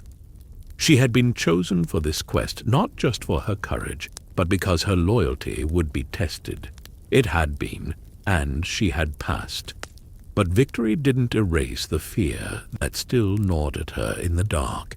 Leo, too, carried more than he let on. Festus, their great bronze dragon, had fallen in battle near the end of the quest, crashing in a shower of sparks and smoke. Though they had recovered Festus's head and some key parts, it felt like losing a friend. For a boy who had already lost too many, it was one more ache to swallow. Winter deepened, and with it came a sense that the world was shifting faster than anyone could track. Strange weather patterns rippled across the country: snow in the deep south, storms in the desert, earthquakes rumbling under cities not known for fault lines. Monsters grew bolder, attacking in numbers that spoke of coordination. The gods themselves seemed scattered. Jason noticed it in the way their messages came through the oracle, clouded and half-complete. It was as if the divine world was caught in a tug-of-war between two forces. He began to suspect he knew why. The Roman gods were waking, and if they were waking, it meant the wall between the two worlds, Greek and Roman, was crumbling. One evening, Annabeth found Jason by the canoe lake, staring into the dark water. She didn't waste time. "You've seen him," she said. It wasn't a question. Jason hesitated, then nodded. "He's at your camp," he admitted. "The Roman one. But he doesn't know who he is. The same way I didn't. For a moment, neither spoke. The night air was cold, the kind that bites at your fingertips, but neither moved away from the water. Finally, Annabeth said, "Then we find him. We bring him home." The way she said it, steady, certain, made Jason believe it could be done. But deep inside, he knew that home would mean something different now. Plans began to take shape. If the prophecy spoke of 7 heroes, then they would need to unite both halves of the demigod world. Jason would have to return to Camp Jupiter, the Roman counterpart to Camp Half-Blood, and bridge the gap. But the risks were steep. Neither side had forgotten the wars of the past, the betrayals etched deep into their histories. Trust would be fragile, and one wrong step could spark a conflict that destroyed them all before the giants even had the chance. Before Jason could leave, Piper and Leo stood with him at the boundary line. The snow was melting into the earth, turning the ground soft underfoot. Piper gave him a quick smile, the kind that didn't quite hide her worry. "Bring him back," she said, "both of you." Leo clapped him on the shoulder, his usual humor replaced by something heavier. "And don't let the Romans scare you into one of those ugly crested helmets," he added. Jason laughed, but the sound felt strange in his throat. This wasn't goodbye, not yet, but it carried the weight of it. The night before his departure, Jason walked the perimeter of camp alone. He thought of the quest, the wind whipping at his face above the Grand Canyon, the hiss of snow under Festus's wings, the way Hera's cage had glowed in the Sierra Nevada twilight. All of it had been leading here, to this fragile line between two worlds. He understood now that the lost hero wasn't just a title for him. It belonged to Percy, too. They were both lost, traded like pieces on a board neither had chosen to play on. The difference was that Jason had begun to find his way back. Percy's road was still ahead, winding through lands that didn't know his name. At dawn, Jason left. The horizon ahead was pale gold, the kind of light that promised change. Festus's head was secured in a pack on Leo's workbench, waiting for the day the dragon would fly again. Piper watched from the hilltop, her arms wrapped around herself against the cold.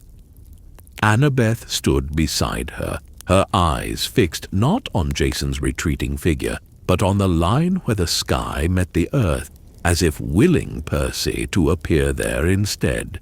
The wind carried Jason's breath in clouds as he walked, each step taking him closer to a world he remembered only in fragments.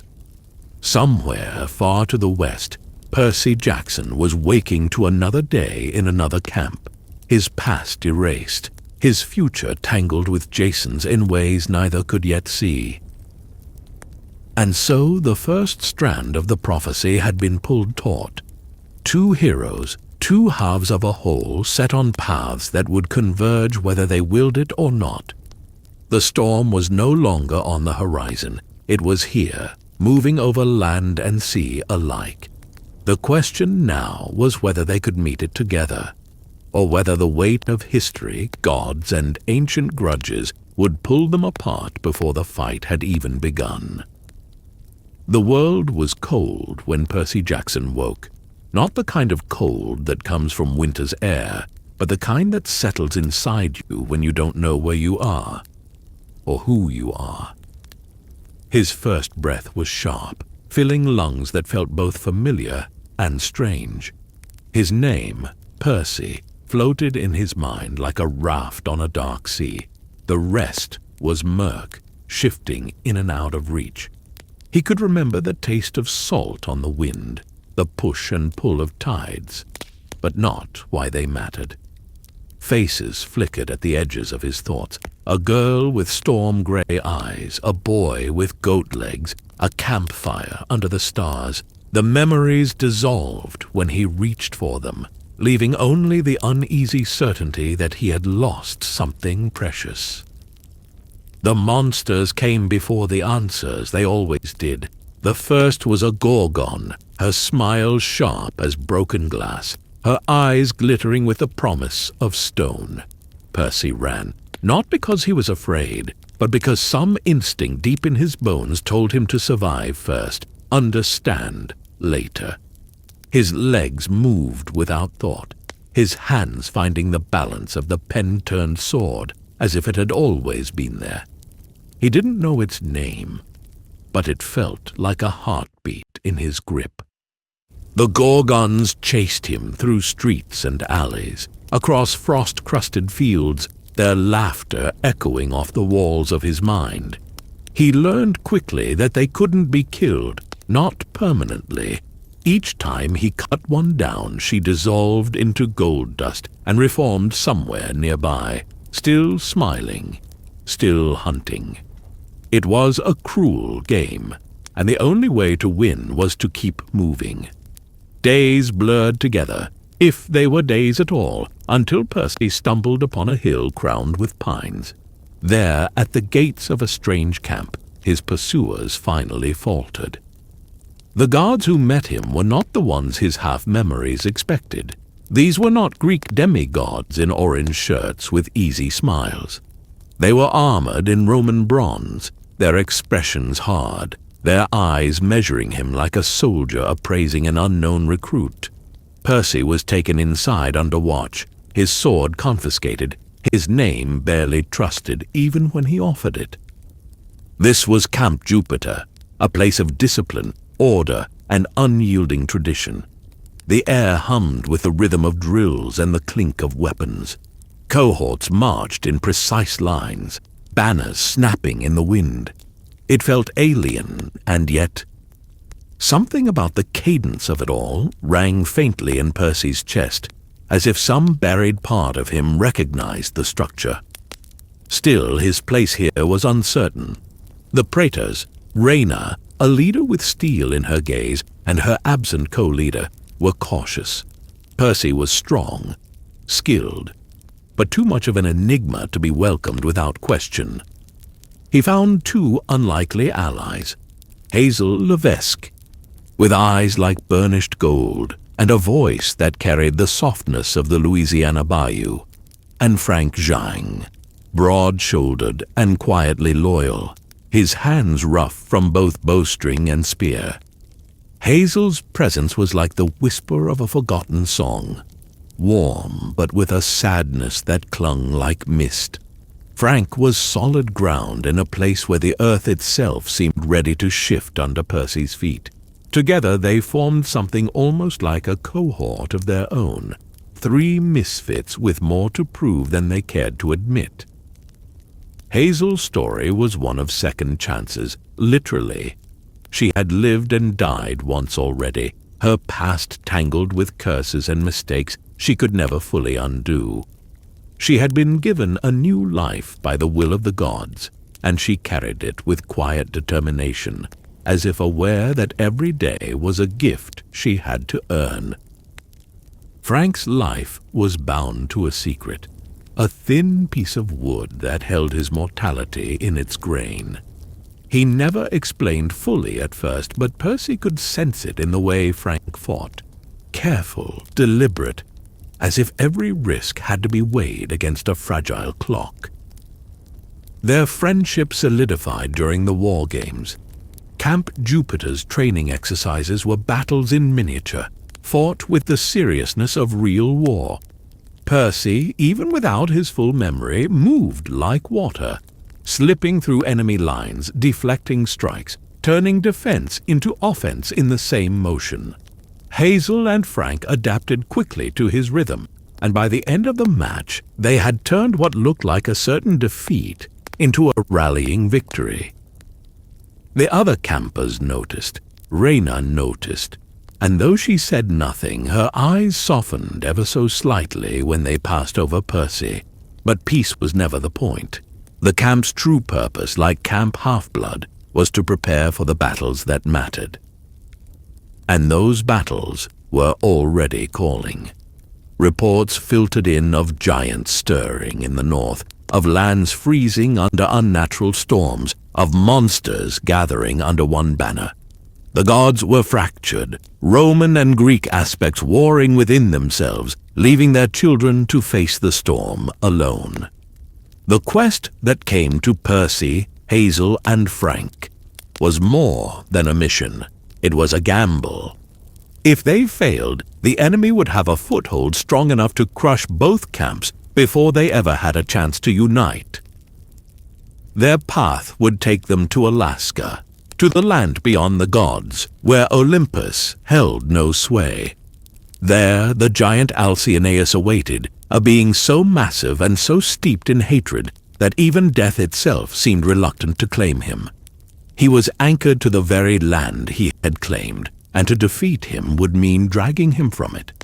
The journey north was a test in every sense, of strength, of trust, and of the fragile bond forming between three demigods who barely knew each other. Before they left, Rayna approached Percy privately. She told him of her co-praetor's disappearance, Jason Grace, and how the loss had left a gap in both leadership and morale. Her tone was steady, but Percy could feel the weight of her words. She was testing him, measuring whether he could be the kind of hero this camp needed, even if it never fully trusted him. He didn't promise anything, but in his chest something old and stubborn flickered, an instinct to protect, to lead, to fight for a home even when it wasn't truly his. The road to Alaska was long, the cold sharpening with every mile. Percy learned quickly that the land beyond the gods was different, wilder, harsher. The monsters here didn't play by the same rules. Some could not be killed in ways he knew. Others struck from angles that made even his instincts stumble. Hazel's magic with precious metals saved them more than once, gold and silver coiling into traps or weapons in her hands. Frank's archery cut down threats before they reached striking distance, his aim steady even in blinding snow. At night they shared campfires under skies crowded with stars. It was in those quiet hours that the walls between them began to thin. Hazel spoke of the choices that had cost her life the first time, her voice low and almost lost to the crackle of the fire. Frank admitted the truth about his life being tied to the piece of firewood, a secret his family had guarded for generations. Percy listened, offering pieces of himself in return. Not his memories, those were still locked away, but his certainty that he had people out there waiting for him, people worth finding again. Hazel and Frank didn't press for details. They didn't need to. By the time they reached the edge of Alaska, the bond between them had shifted from necessity to something stronger.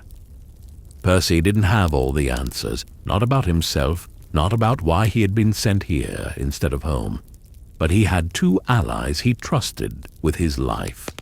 And for now, that was enough. They stood on the frozen plain, the air sharp enough to sting their lungs, staring toward the mountain where Alcyoneus waited. The land felt heavy, anchored by the giant's presence. Percy could feel the pull of it in his bones, the way the earth itself resisted the idea of moving him. But somewhere deep inside, a tide was rising, and Percy Jackson had always known how to ride the tide. The mountain loomed before them, its jagged slopes glittering with frost and shadow. Every gust of wind felt like a whisper from something ancient, telling them to turn back, to leave this land to its ruler. But Percy, Hazel, and Frank pressed on, their breaths steaming in the cold, their boots crunching through snow so deep it swallowed sound. The higher they climbed, the heavier the air seemed, as if the weight of Alcyoneus's power was not just in the ground, but in the sky above, pressing down on them like a hand. They did not have the luxury of stealth. The giant knew they were coming. His laughter rolled down the slopes long before they saw him, a deep, earth-shaking sound that made even the snow seem to tremble. When they finally reached the plateau, Alcyoneus was there, taller than the trees, his skin like iron dusted with frost, his hair tangled with shards of ice.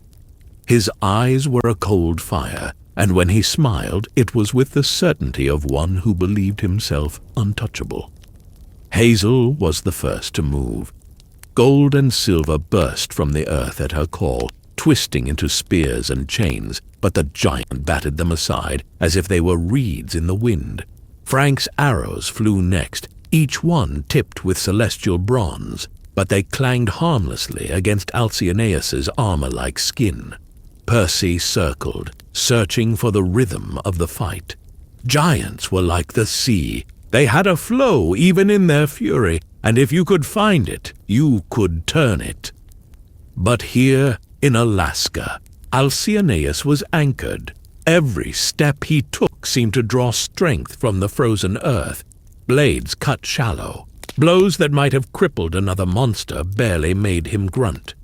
And yet, the three demigods did not break. Hazel struck again and again, her metal bending in ways that defied the laws of mortal smiths.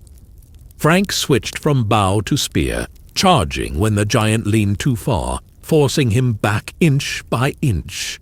Percy dove and rolled, his blade flashing in arcs of water pulled from the air itself, using the snowmelt to keep his sword swift and sure. It was Percy who remembered the rule, spoken in prophecy, whispered by those who knew the giant's curse, that Alcyoneus could not die on his home ground. He had to be dragged from it, torn away from the land that fed his life. But that meant moving something the size of a fortress. They worked without words. Hazel lured the giant forward with a barrage of gold that glinted in the weak sun, each strike forcing him to shift his footing. Frank took the opposite side, driving his spear deep into the ice to create cracks and unstable footing. Percy moved behind the giant, shaping the snow into a slick path, flooding it just enough to freeze again, to make the ground treacherous. Slowly, step by step, they drew him away from the plateau's center, toward the narrow ridge where the land dipped toward the border. Alcyoneus roared when he realized what was happening, his voice rattling the stones. He lunged, nearly crushing Percy beneath a sweep of his arm, but Frank's spear found a gap in his armor, slowing him just long enough for Hazel to strike with a chain of solid gold, wrapping it around his legs. The giant stumbled, sliding down the ridge, his massive hands clawing for purchase. Percy pushed, literally, channeling the force of a wave into his strike, driving the giant farther down. And then the land changed. They crossed the invisible border, and the air seemed to shiver. Alcyoneus faltered. His power wavered, the frost on his skin melting under a sun that suddenly felt warmer. That was when Percy struck, his blade finding the giant's chest with the force of the ocean behind it.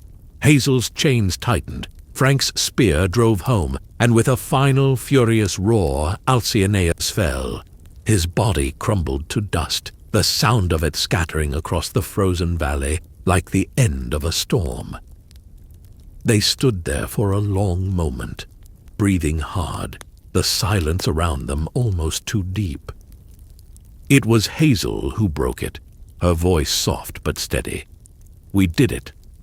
It wasn't triumph she spoke with, it was relief, tinged with the knowledge that this was only one battle in a war still growing.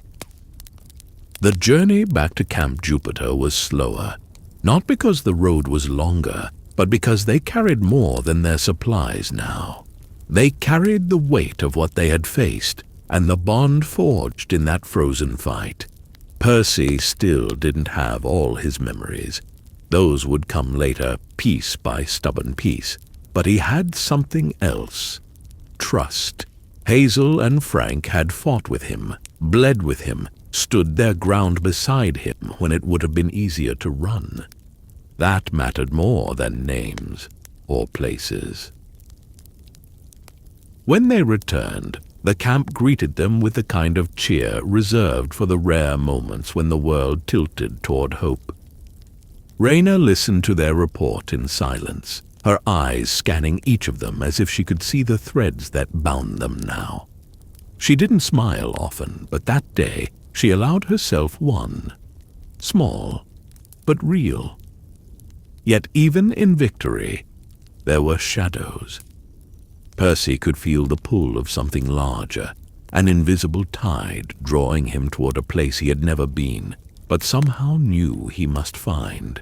His dreams were restless, filled with flashes of another camp, another family, another war brewing just beyond the horizon. Hazel's gaze sometimes drifted toward the north, her thoughts heavy with debts still unpaid. Frank trained harder, as if the next battle might come tomorrow. And in truth, it might. For the prophecy was still incomplete.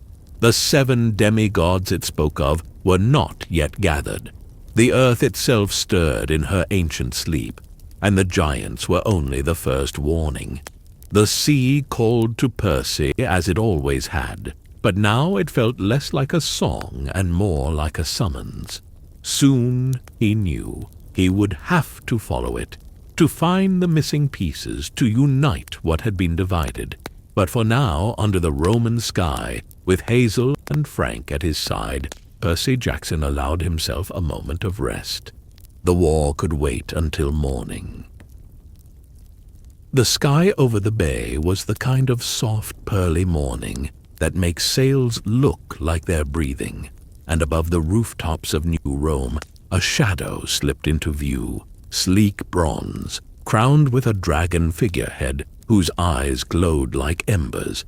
The Argo II arriving with a hush Percy didn't trust, and Annabeth couldn't stop staring at, because this was the ship she had dreamed into blueprints, and Leo had coaxed from scrap and fire, and it was also the ship carrying the rest of the story she'd been waiting to meet. Jason returning to his other home, Piper watching the coastline with a steady, worried calm, Leo pacing the deck with that mixture of pride and dread that follows every invention into its first real test. For a breath, Camp Jupiter was still, banners barely stirring, the Tiber running quiet under the city bridges. Raina on the forum steps with her praetors bearing, Hazel and Frank at Percy's shoulders like anchors, and Annabeth, hand tight around the small ivory token her mother had pressed into it, hearing in the back of her mind a voice that was not a voice. Follow the mark of Athena. Avenge me. There is a moment before lightning strikes when the air gets thin and the throat of the world closes. That was the forum, that morning. Jason and Raina stepped forward in the measured dance of diplomacy. The Argo II hovering like a held note, and then the note broke. Fire blooming from the ship's ballistae as if they'd chosen war. Romans shouting, alarm horns splitting the air, and Leo's face going white with the shock of betrayal because his hands weren't on the controls. And yet the bolts flew. The Eidolons, restless spirits, had picked their moment perfectly, and in 3 heartbeats the visiting emissaries became invaders in the eyes of every cohort on the field. What followed was a blur with hard edges, onagers cranking, pilum glinting, Frank morphing into a massive eagle to lift wounded from the press, Hazel pulling a wall of raw ore from the earth to stall a charge, Percy raising the river like a living barricade, while Raina, eyes blazing, tried to rein in outrage and duty at once. In that chaos, choice did what prophecy always expects. Forced hands. The 7 were chosen not with a ceremony, but with need. Percy and Annabeth meeting on the field in that strange calm that happens when two halves finally click back into place. Jason, Piper, and Leo leaping to the deck under a hail of shouted warnings. Hazel and Frank vaulting the rail on Percy's word because the next chapter would not be written without them. The Argo II lifted in a rush of wind that smelled like metal and rosemary. Romans scattering below as the ship banked east, and Camp Jupiter, wounded, bewildered, furious, fell behind them with a promise that could have been a threat or a prayer. Come back right, or don't come back at all. They didn't look back for a long time. Above the coast, the ship's shadow skimmed the water like a memory trying to find a shore, and the seven stood among coils of rope and bronze ribs and tried to breathe at the same rhythm. Annabeth's fingers worried the ivory token, a small owl, worn smooth by god hands, while the private message her mother had burned into her mind replayed in a loop that made sleep feel like a luxury.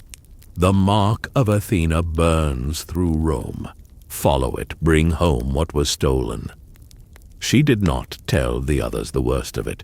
The way Minerva's Roman aspect had looked at her with cool unfamiliarity in New Rome, the goddess split against herself, wisdom and strategy at war across pantheons. The way the task felt less like a quest and more like an old debt coming due with interest. Leo retreated to the heart of the ship where gears sang his name, and Festus's bronze dragon head clicked in little hopeful noises. Piper watched him from the hatch and chose over and over to pull him back into the circle with jokes and gentle drags to dinner. Jason kept his voice steady even when the air thinned, the habit of command riding his shoulder like a weight he was oddly grateful to carry again. Percy walked the deck at night, hand on the rail, and felt the Atlantic speak in long, slow vowels. Hazel traced a line of gold she'd coaxed from a spare nail across the planks, a private charm for luck. Frank cleaned and restrung his bow until the motions became the kind of prayer a soldier trusts more than words. The first days were a map of small tests. Eidolons tried again, choosing new hands, slipping into the soft spaces of exhaustion and doubt, until Piper, eyes flaring with charm speak that tasted like steel and cedar, ordered them out by true name, her voice ringing down the corridors as if it had been waiting years to be that strong. In the Carolinas, a harbor spooled green under a low sky, and the Argo II dropped to take bearings. There, at Fort Sumter, Glory's pretty boy with a golden mask, Chrysor, rose from the spray with polished cruelty, flanked by dolphin riders who grinned with too many teeth, and the seven met their first open-sea ambush as a single unpracticed band. Jason splitting storm from cloud so a gust could heal the ship out of range. Percy turning the harbor against their attackers until waves grabbed at ankles like loyal dogs. Frank putting shafts clean through gaps in armor Leo had spotted and shouted about from the rigging. Hazel yanking a sheet of old coinage up from the silt to blind a charge. Piper's voice hitching one command and then landing true on the next. Annabeth, calm in the middle of noise, seeing angles nobody else could see and sending them there as if she had drawn this fight on parchment weeks ago.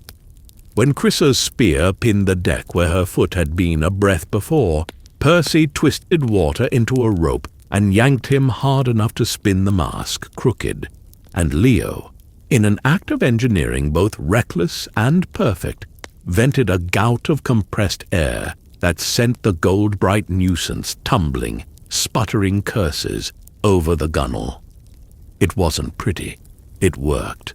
And the deck after was quiet in that shocked way survival buys. They limped south and then east along a curve the wind suggested rather than the charts, following whispers of the mark where Annabeth felt them, a pattern that wasn't a line, but a trail of attention, Athena's gaze burned through centuries into brick and marble and story. In Charleston, they hunted a map that wasn't paper, hidden coordinates embedded in a Civil War relic, while a pair of eidolons tried to turn friends against each other by tugging on old fault lines. Annabeth broke the spell by naming what each of them feared, calmly, exactly, as if fears were a knot that came loose when you looked straight at it. In a freight yard that smelled like creosote and rain, Bacchus, or Dionysus, depending on the hat he felt like wearing, leaned against a boxcar, bored and superior, and offered help dressed as riddles, purple eyes lidded with the boredom of a god who would rather be anywhere else. He told them Rome was the wound and the cure, that two giants waited there who could be beaten only if gods remembered how to stand with their children, and that somewhere under the city's oldest bones, a thief had kept a prize too large to hide and too dangerous to display. He did not say the name of the prize. He did not need to. Annabeth felt it like cold iron under her tongue. Athena Parthenos, the colossal statue stolen long ago, humiliation carved into marble, the loss that had soured wisdom into wrath and set Roman and Greek aspects grinding against each other century after century. Nights blurred into a braid of watch rotations, whispered plans, and the soft clink of metal as Leo tuned the ship by starlight. Piper dreamed of split roads and hands she could not hold on to. Jason woke from old Legion memories with his jaw clenched. Hazel sat awake with the coin she hated in her palm, thinking about the pull of the underworld's riches and the cost of saying no. Frank wrote letters he never sent. Percy and Annabeth found the kind of quiet a deck gives you when the wind is kinder than the world, standing shoulder to shoulder without needing to fill the space with anything but breath. Annabeth did not tell him about the moments when Minerva's cold gaze would slide over her thoughts like a blade. Percy did not tell her that the ocean sometimes brought him dreams of caverns under cities where spiders wove in patient, awful industry. They had learned the hard way that some truths are carried better when they are shared at the last possible minute, when choice becomes action and there's no room left for fear. Crossing the Atlantic felt like moving through a chapter someone else had underlined. Storms rose and sat back down as if giving way. Monsters tried and failed to keep pace. A pod of whales escorted them for half a day with a solemnity that made even Coach Hedge, ever the battle enthusiast, go silent and tip his cap. When at last Rome shouldered up out of the haze, a tangle of centuries knotted around a river the color of old gold, Annabeth's breath caught not from the view but from the weight in her pocket, the Athena token suddenly heavier, warm as if it had remembered the hand that carved it. The city didn't greet them. Cities rarely greet invaders or pilgrims. They simply exist, waiting to see what you'll take and what you'll give. The Argo, too, drifted along the Tiber like a question. Somewhere under those streets, under those temples and cafes and bright loud scooters, the mark waited. Somewhere beneath all that history was a room full of web and hunger and insult. Somewhere in that maze of human lives were twin giants, Ephialtes and Otis, already building their spectacle, rehearsing a ruin dressed as entertainment, counting on a wine god to be too bored or too petty to show. Plans narrowed to a point so fine it might have been a needle. The seven would draw the twins into open theater with just enough swagger to make them careless, get a god to stand where gods no longer liked to stand, and smash through the script monsters had written for them. But that was only half the braid. The other half belonged to Annabeth alone. The moment her feet touched Roman stone, she knew it would be that way, not because she wanted to walk without them, but because the mark had always been a singular command. Daughter, go where even allies make noise. Walk quiet, bring back what was stolen. She felt it in her bones like direction. She told Percy with as many words as would fit in a held breath and a steady look. He didn't argue. He only asked, "When?" She said, "When the crowd is loudest." He said, "I'll be louder," trying to be a joke and landing as a promise. And the ship settled to its mooring with a sigh that sounded far too much like a warning for anyone's comfort. And the city opened its 1,000 eyes, and the 7 split along the seam the prophecy had drawn years before, some toward a stage set for giants, one toward a thread only she could see, because that is how you follow a mark burned through centuries, with your heart hammering, your mind focused to a needlepoint, and your friends close enough to hear you, even when they can't see where you're going.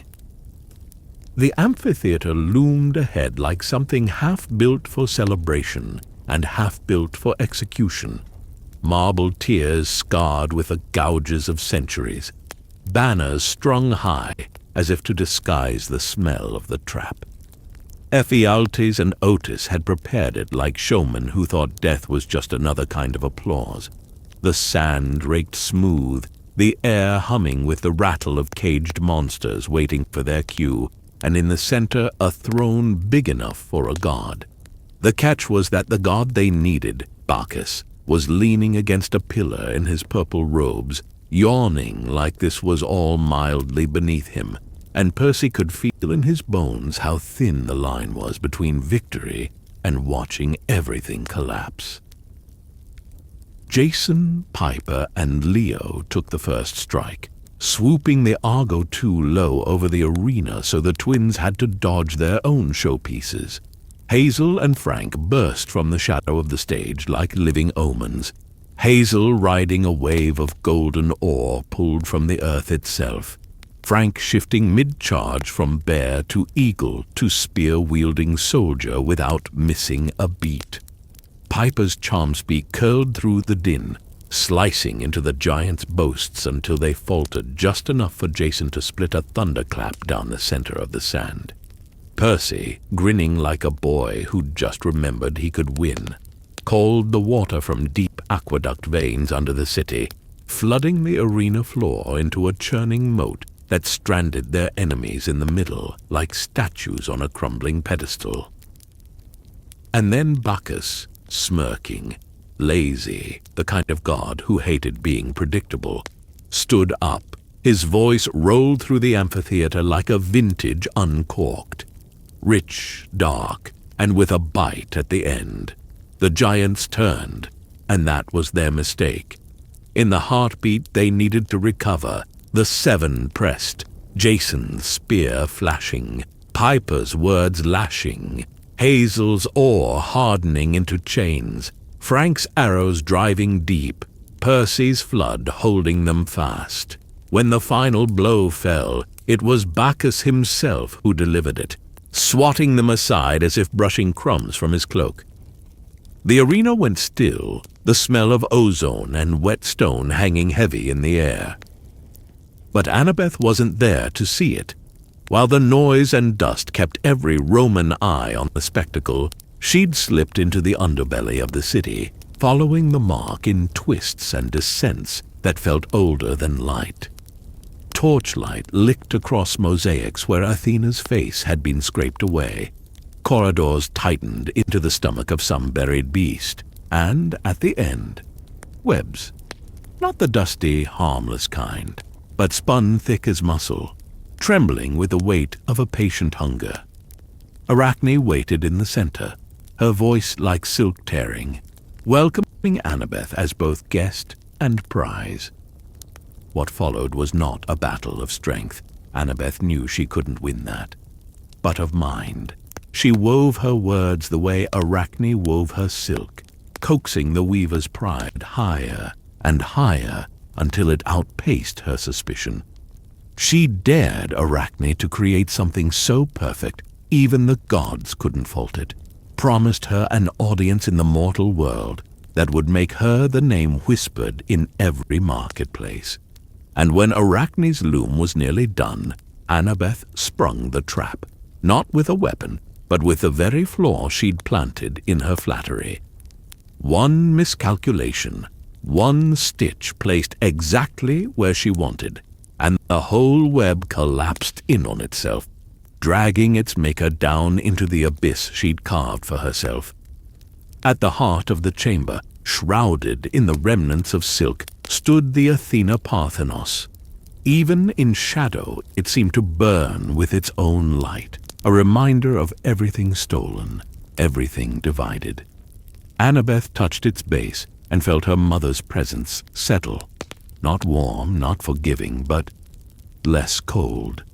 She didn't have long. Above, the roar of the city was shifting from triumph to confusion.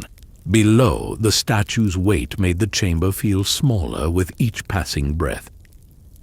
Somewhere between the two was the exit, and she would have to find it while carrying not just marble, but the thread of a prophecy that was starting to pull tighter around all their throats. When Annabeth finally emerged into the pale Roman daylight, dust in her hair and the taste of stone in her mouth, the Argo too was already lifting from the riverbank. Percy was on the rail, hand outstretched. She took it without slowing. The Parthenos lashed to the deck behind her like a promise too big to keep, but too dangerous to leave. Below, the Romans were rallying, their anger sharpened by confusion. Ahead, the mare Nostrum stretched wide and uncertain. The giants were gone, but the real weight, Athens, Rome, gods, giants, Gyea, was still waiting. And somewhere in the shiver of the ship's timbers as they sped east, Annabeth heard the Mark's last whisper fade, leaving only her own thoughts and the unspoken question on everyone's mind. How long until the next strike? The mare Nostrum was calm only in the way a battlefield can be calm before the first arrow flies. The Argo too slid eastward. The Parthenos lashed like a sleeping giant to the deck. Its marble gaze turned toward Athens, as if it could already see the endgame. Annabeth stood at the bow, salt wind pulling her hair into lines that matched the faint tension around her eyes. Percy was near, always near, but between them hung the weight of what she'd done, descending alone, tricking a monster older than empires, and returning with a prize that could unite gods or doom them faster. They had no real time to savor the victory. The Romans weren't a storm to be outrun. They were a tide, and tides find you wherever you sail. Even as the city shrank behind them, even as the horizon widened, the air on deck carried the metallic scent of war. Jason, Piper, and Leo moved with quiet urgency, each at their post, as if the wrong glance or careless step might snap the fragile thread keeping their voyage from unraveling. Hazel and Frank kept low on the aft deck, Hazel's gaze flicking to the Parthenos with the look of someone watching a dangerous relic that might decide to wake up. Annabeth couldn't sleep. The mark still haunted her, not the spider's silk or the labyrinthine tunnels, but the pull of something unfinished, a whisper she could almost hear when the waves slapped the hull just right. She didn't tell Percy, she didn't tell anyone. Some truths weren't heavy enough to share, and some were so heavy you couldn't risk shifting them at all. When they made landfall in Greece, the air felt different, older, thicker. Even the gulls seemed to cry in an older dialect. The 7 disembarked in 2s and 3s, leaving Leo to tend the ship and keep an eye on the Parthenos. The plan, if you could call it that, was to push deeper into the heart of the prophecy, following threads that crossed Athens, Epirus, and every shadowed ruin in between. But plans have a way of folding under the weight of prophecy. In Athens, Annabeth's instincts took her down streets that hadn't changed in centuries, past temples that leaned into the sun like tired elders. She felt eyes on her, not mortal eyes, not entirely. The city seemed to recognize her, or at least the part of her claimed by Athena. Percy stuck close, their unspoken rhythm still holding, but even he could tell that something in Annabeth's focus had shifted. The others trusted her lead, partly because she was Annabeth, and partly because none of them wanted to admit they had no better path to follow. That night, the Parthenos was moved to a hidden storage under an abandoned amphitheater. Hazel and Frank stood guard, their forms silhouetted in the flicker of oil lamps. Percy stayed above ground with Jason, scanning the rooftops for anything too still or too curious. Annabeth slipped away under the pretext of mapping the next day's route. But what she was really mapping was the sensation pulling at her again, a near physical thread tightening across the map of her mind. She found it in the ruins of a smaller temple, one whose columns were carved with owls that had long since lost their faces to wind and rain.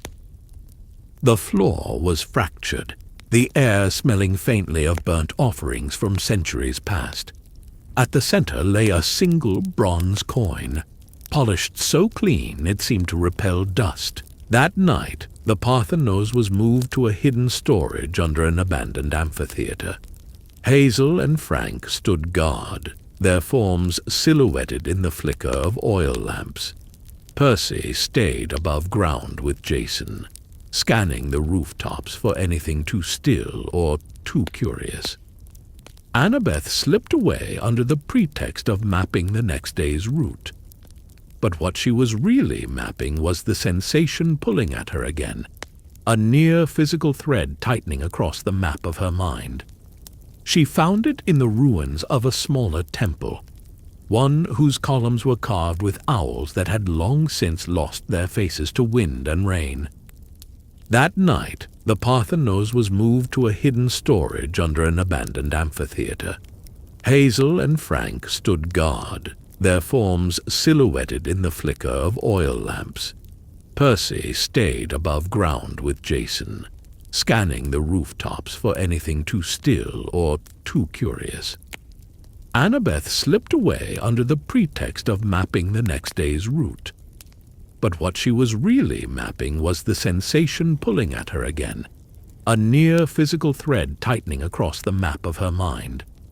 She found it in the ruins of a smaller temple, one whose columns were carved with owls that had long since lost their faces to wind and rain. The floor was fractured, the air smelling faintly of burnt offerings from centuries past.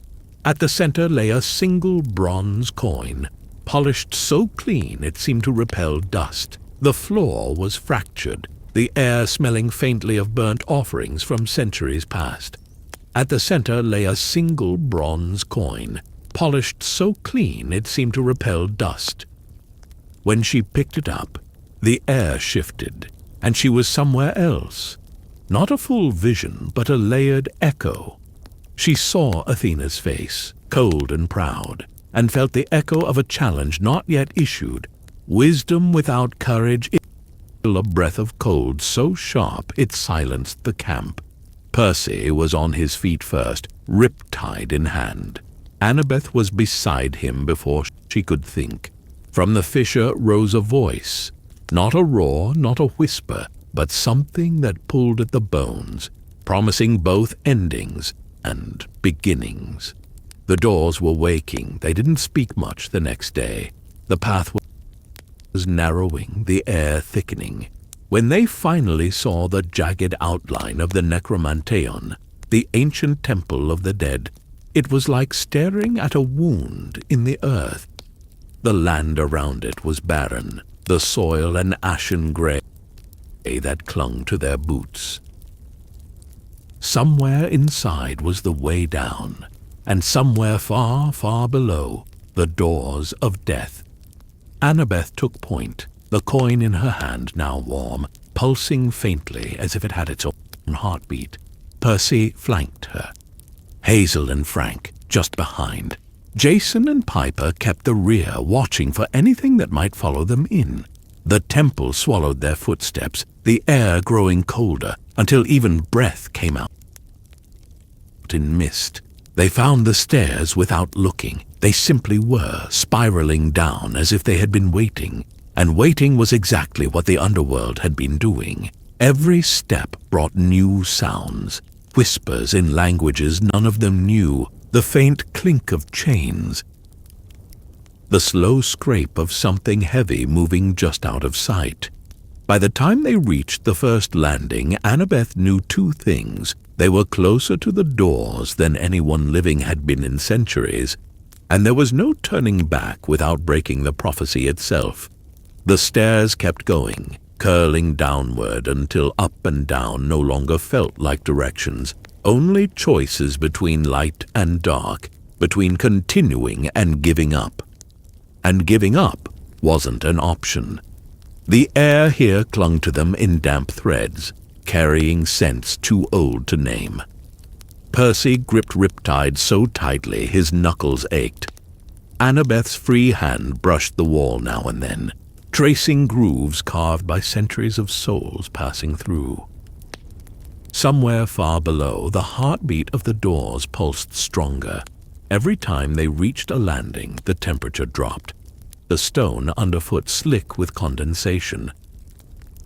Or maybe something else. Hazel flinched when she saw her breath swirl into shapes that weren't her own, curling like figures trying to speak. Piper caught her gaze and shook her head. Don't engage, don't listen. The first guardian, the slow scrape of something heavy moving just out of sight. By the time they reached the first landing, Annabeth knew two things. They were closer to the doors than anyone living had been in centuries, and there was no turning back without breaking the prophecy itself. The stairs kept going, curling downward until up and down no longer felt like directions, only choices between light and dark, between continuing and giving up. And giving up wasn't an option. The air here clung to them in damp threads, carrying scents too old to name. Percy gripped Riptide so tightly his knuckles ached. Annabeth's free hand brushed the wall now and then, tracing grooves carved by centuries of souls passing through. Somewhere far below, the heartbeat of the doors pulsed stronger. Every time they reached a landing, the temperature dropped. The stone underfoot slick with condensation. Came in silence. Shades drifting in from archways on either side, their forms vague until you looked too long. Then faces would sharpen, and some of them you'd swear you knew. The trick was not to stop moving, not to let recognition turn your steps to stone. Legs curled in, then out, in slow, deliberate rhythm, like she was savoring the moment. "You've come far, little owl," the voice rasped, half hiss, half silk. Annabeth stepped forward before anyone else could. "We don't have time for this."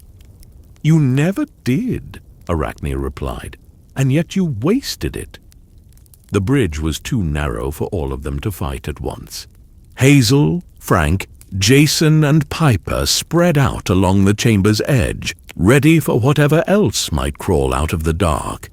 Percy and Annabeth moved together, old battle instincts clicking into place. But the fight wasn't about speed. It was about not falling. Every strike of Riptide was met by a weave of webbing that clung and burned. Every feint from Annabeth was countered by the spider's uncanny sense for patterns. The end came faster than anyone expected. A lunge, a twist, and the webbing beneath Percy's boots sagged, giving way entirely. Annabeth didn't think. She moved. She caught his wrist, but her momentum dragged her over the edge with him. For an instant there was no sound, just the rush of air, the shock in Percy's eyes, the weightless pull of gravity claiming them both. Then the darkness hit, folding over them like a wave. They landed in Tartarus. It wasn't a landing so much as an arrival. One moment falling, the next standing on ground that breathed beneath their feet. The sky was a churn of crimson and black, lit by lightning that never reached the ground. The air was thick with ash that tasted faintly of iron. Around them stretched a wasteland of jagged rock and rivers that glowed faintly red in the distance. Annabeth's hand was still locked in Percy's, both of them breathing too fast. They didn't speak, not yet. Words felt too fragile here. Instead, they started moving because standing still felt like an invitation. Tartarus wasn't just a place, it was a presence. The ground pulsed underfoot, the air pressing in as though the entire realm was aware of them, watching.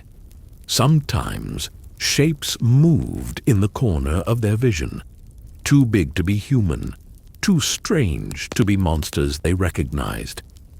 Up above, the rest of the seven had seconds to react. The bridge sealed itself with a web so thick and dark it drank the light from Jason's sword. Arachne was gone, either dead or retreated, but the victory was hollow. Hazel's voice was the first to break the silence. They fell.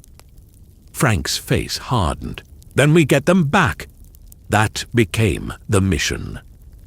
The original prophecy still stood, but now it had a sharper edge. Closing the doors of death wasn't just about the world. It was about Percy and Annabeth's lives. Hazel's connection to the underworld made her their compass. Jason and Piper became the shield, fighting off every spirit, shade, and crawling nightmare that tried to slow them. Leo pushed the Argo 2 harder than ever, knowing every hour lost was another hour Percy and Annabeth spent in a place that didn't let mortals leave. Below, Percy and Annabeth navigated rivers of fire and forests of bones. They fought monsters that didn't just die, they dissolved into the air, their essence returning to the land itself. They learned quickly to move silently, to fight only when they had no choice. Sleep came in stolen minutes, backs pressed to rock that seemed less alive than the rest. It was Annabeth who spotted the first sign of the doors, an obsidian arch in the far distance, flanked by pillars that glowed faintly with runes she didn't recognize. Between here and there was a canyon of black fog that hissed whenever the wind shifted. Percy knew without being told that fog was alive. Getting across meant finding a path that didn't exist, and that's where Tartarus itself seemed to take notice. The ground rippled, the sky deepened, and a voice, deep enough to shake the bones, rolled through the air. It didn't speak in words, but in intent. You do not belong here. Leave or be unmade. Neither of them slowed. The final approach to the doors was chaos. Monsters converging from all sides, the ground splintering, rivers reversing their flow. Percy and Annabeth reached the arch just as the rest of the seven, far above, found the matching side in the mortal world. They couldn't see each other, but they could feel the connection, like pressure against the inside of the chest. Hazel's magic flared, Jason's lightning struck. Piper's voice carried words meant to hold back the darkness. Percy's blade clashed with claws and fangs, Annabeth's dagger finding the narrow spaces between armor and flesh. The doors began to close, but closing them meant one thing. Someone had to stay on each side to work the lock. No one wanted to say it. Percy met Annabeth's eyes, and in that look they agreed, without speaking, that if one stayed, both would. But fate didn't take requests. Nico's voice cut through the roar, ordering them through. Hazel's magic yanked them toward the mortal side, just as the lock sealed with a sound like the end of a heartbeat. They landed hard, the Parthenos above them, their friends around them. The air was clean, or as clean as the mortal world ever was. But the taste of Tartarus lingered, a reminder that some places once entered never truly let you go.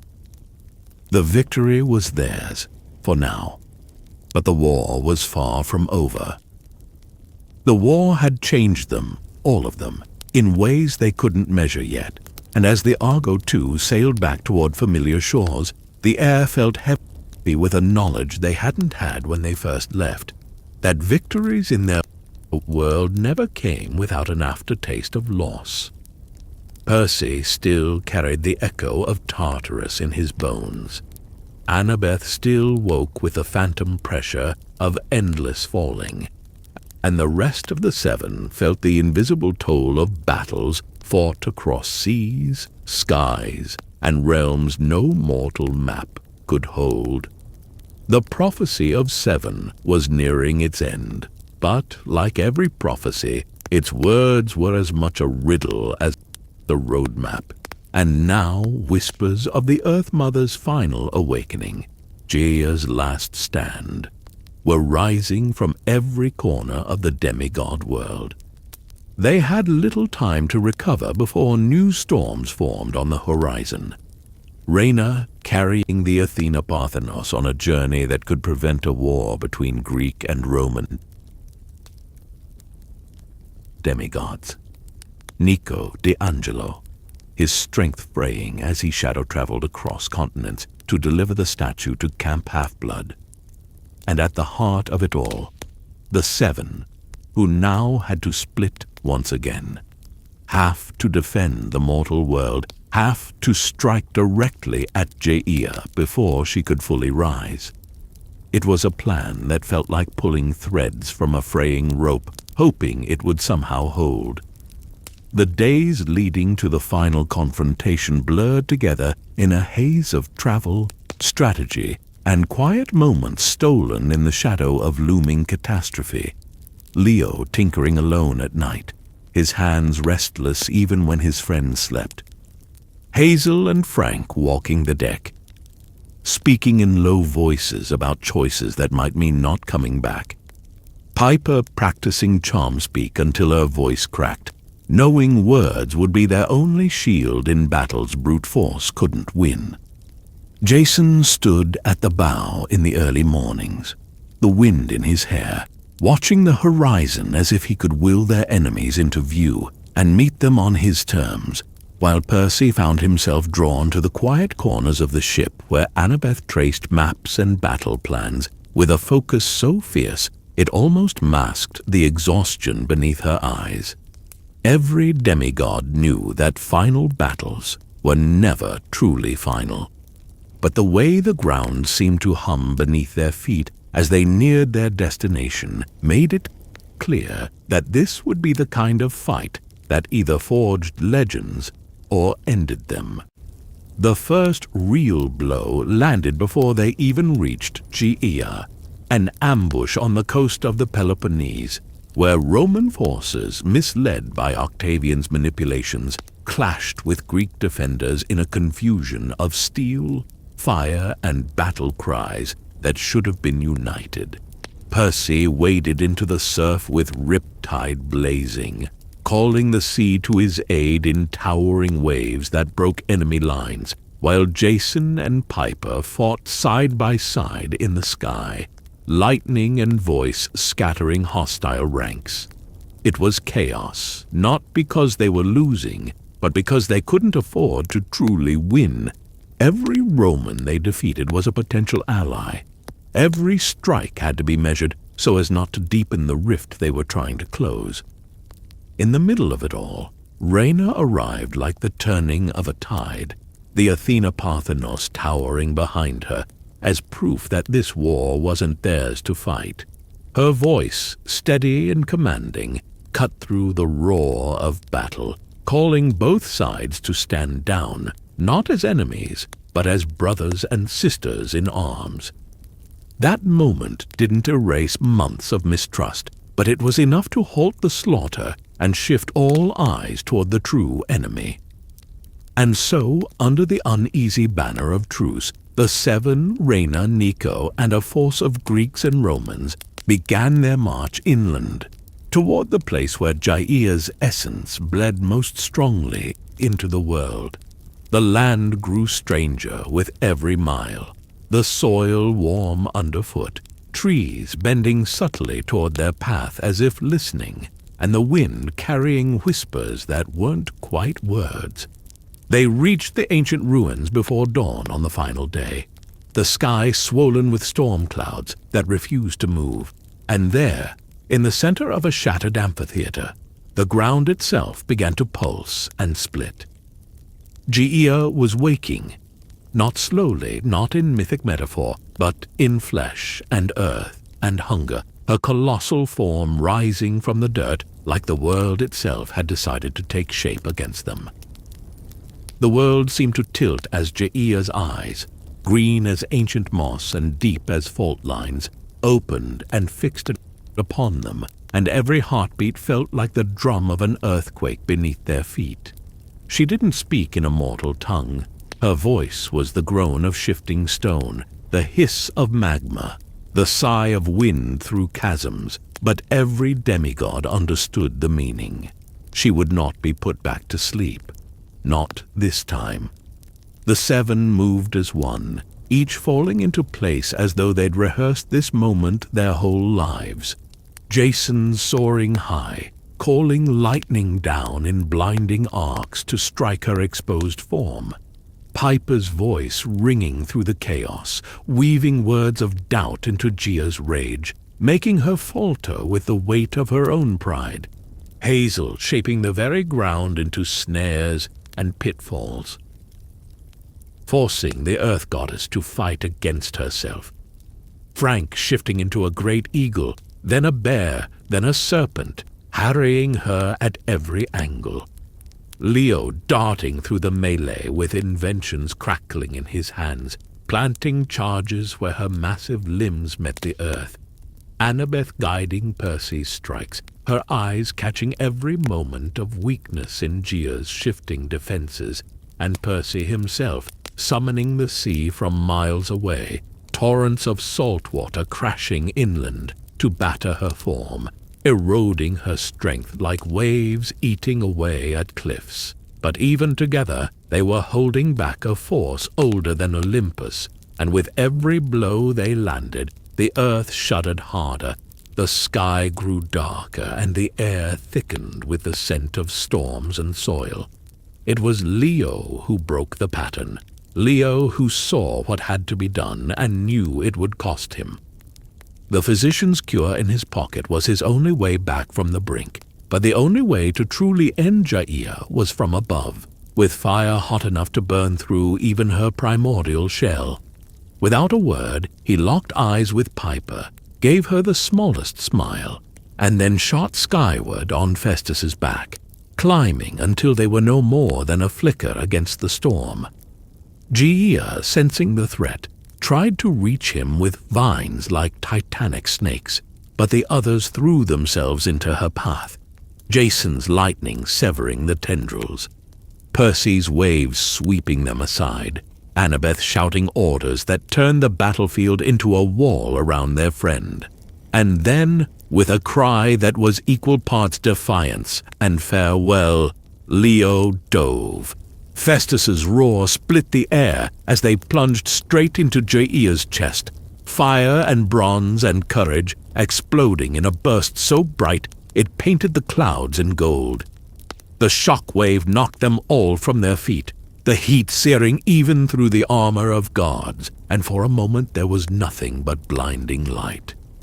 When the world came back into focus, the amphitheater was silent. Gia's form had collapsed into nothing more than a hill of cooling earth, her voice gone from the wind. The victory was real, but the cost was carved into the air.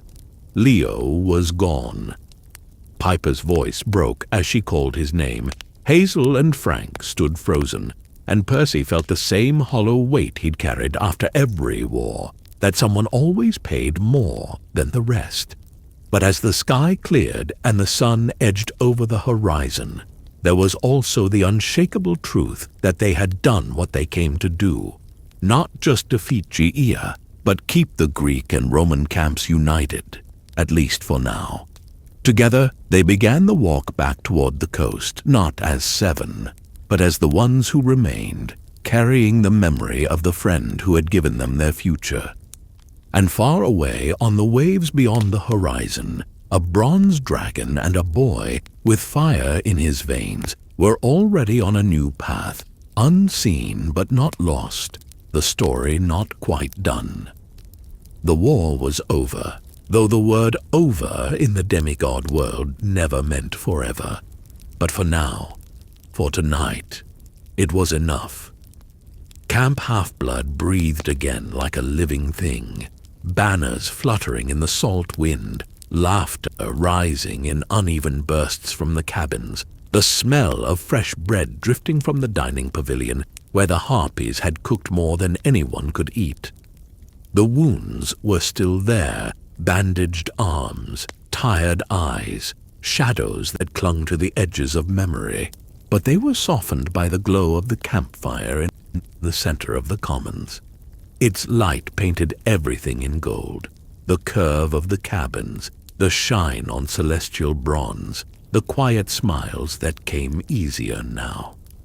Percy sat near the edge of the firelight, knees drawn up, watching the flames sway in time with the breeze from the sea. He could hear the waves beyond the hill, the slow pulse of the tide that had always called to him, and for the first time in what felt like years, that call didn't carry urgency, it carried peace. Annabeth was beside him, sketchbook balanced on her lap, drawing something she refused to show him yet. Grover's panpipes floated faintly from somewhere deeper in the camp. Even the forest seemed to hum in low contentment, as if the trees themselves knew the danger had passed. Around the fire, stories were told, not the loud, boastful kind, but the soft retellings meant to be heard by friends, the kind that fade into the crackle of burning wood. Someone spoke of Leo, voice steady but eyes wet. Someone else remembered the way Hazel had smiled when the sun hit the gold in her hair. Frank laughed quietly about a moment in battle when things could have gone wrong, but didn't. Every word was a thread, weaving the night into something warm enough to wrap around them all. Percy leaned back on his hands, letting the fire's heat soak into his skin and the night air cool his face. He knew there would be more quests, more prophecies, more storms to weather, but not now. Now there was only this moment. The fire, the friends, the sea whispering promises in the dark, and somewhere deep in that rhythm, the flicker of flame, the hush of waves, was the truth he hadn't let himself believe until now. They had survived. They were home. They were safe. The stars hung above like watchful guardians, steady and eternal, and Percy's eyes grew heavier with each breath until the campfire blurred into golden haze. The last thing he heard before sleep claimed him was the sea's quiet voice on the wind, carrying the same promise it had made to him long ago. Rest now, hero. You are loved. You are home.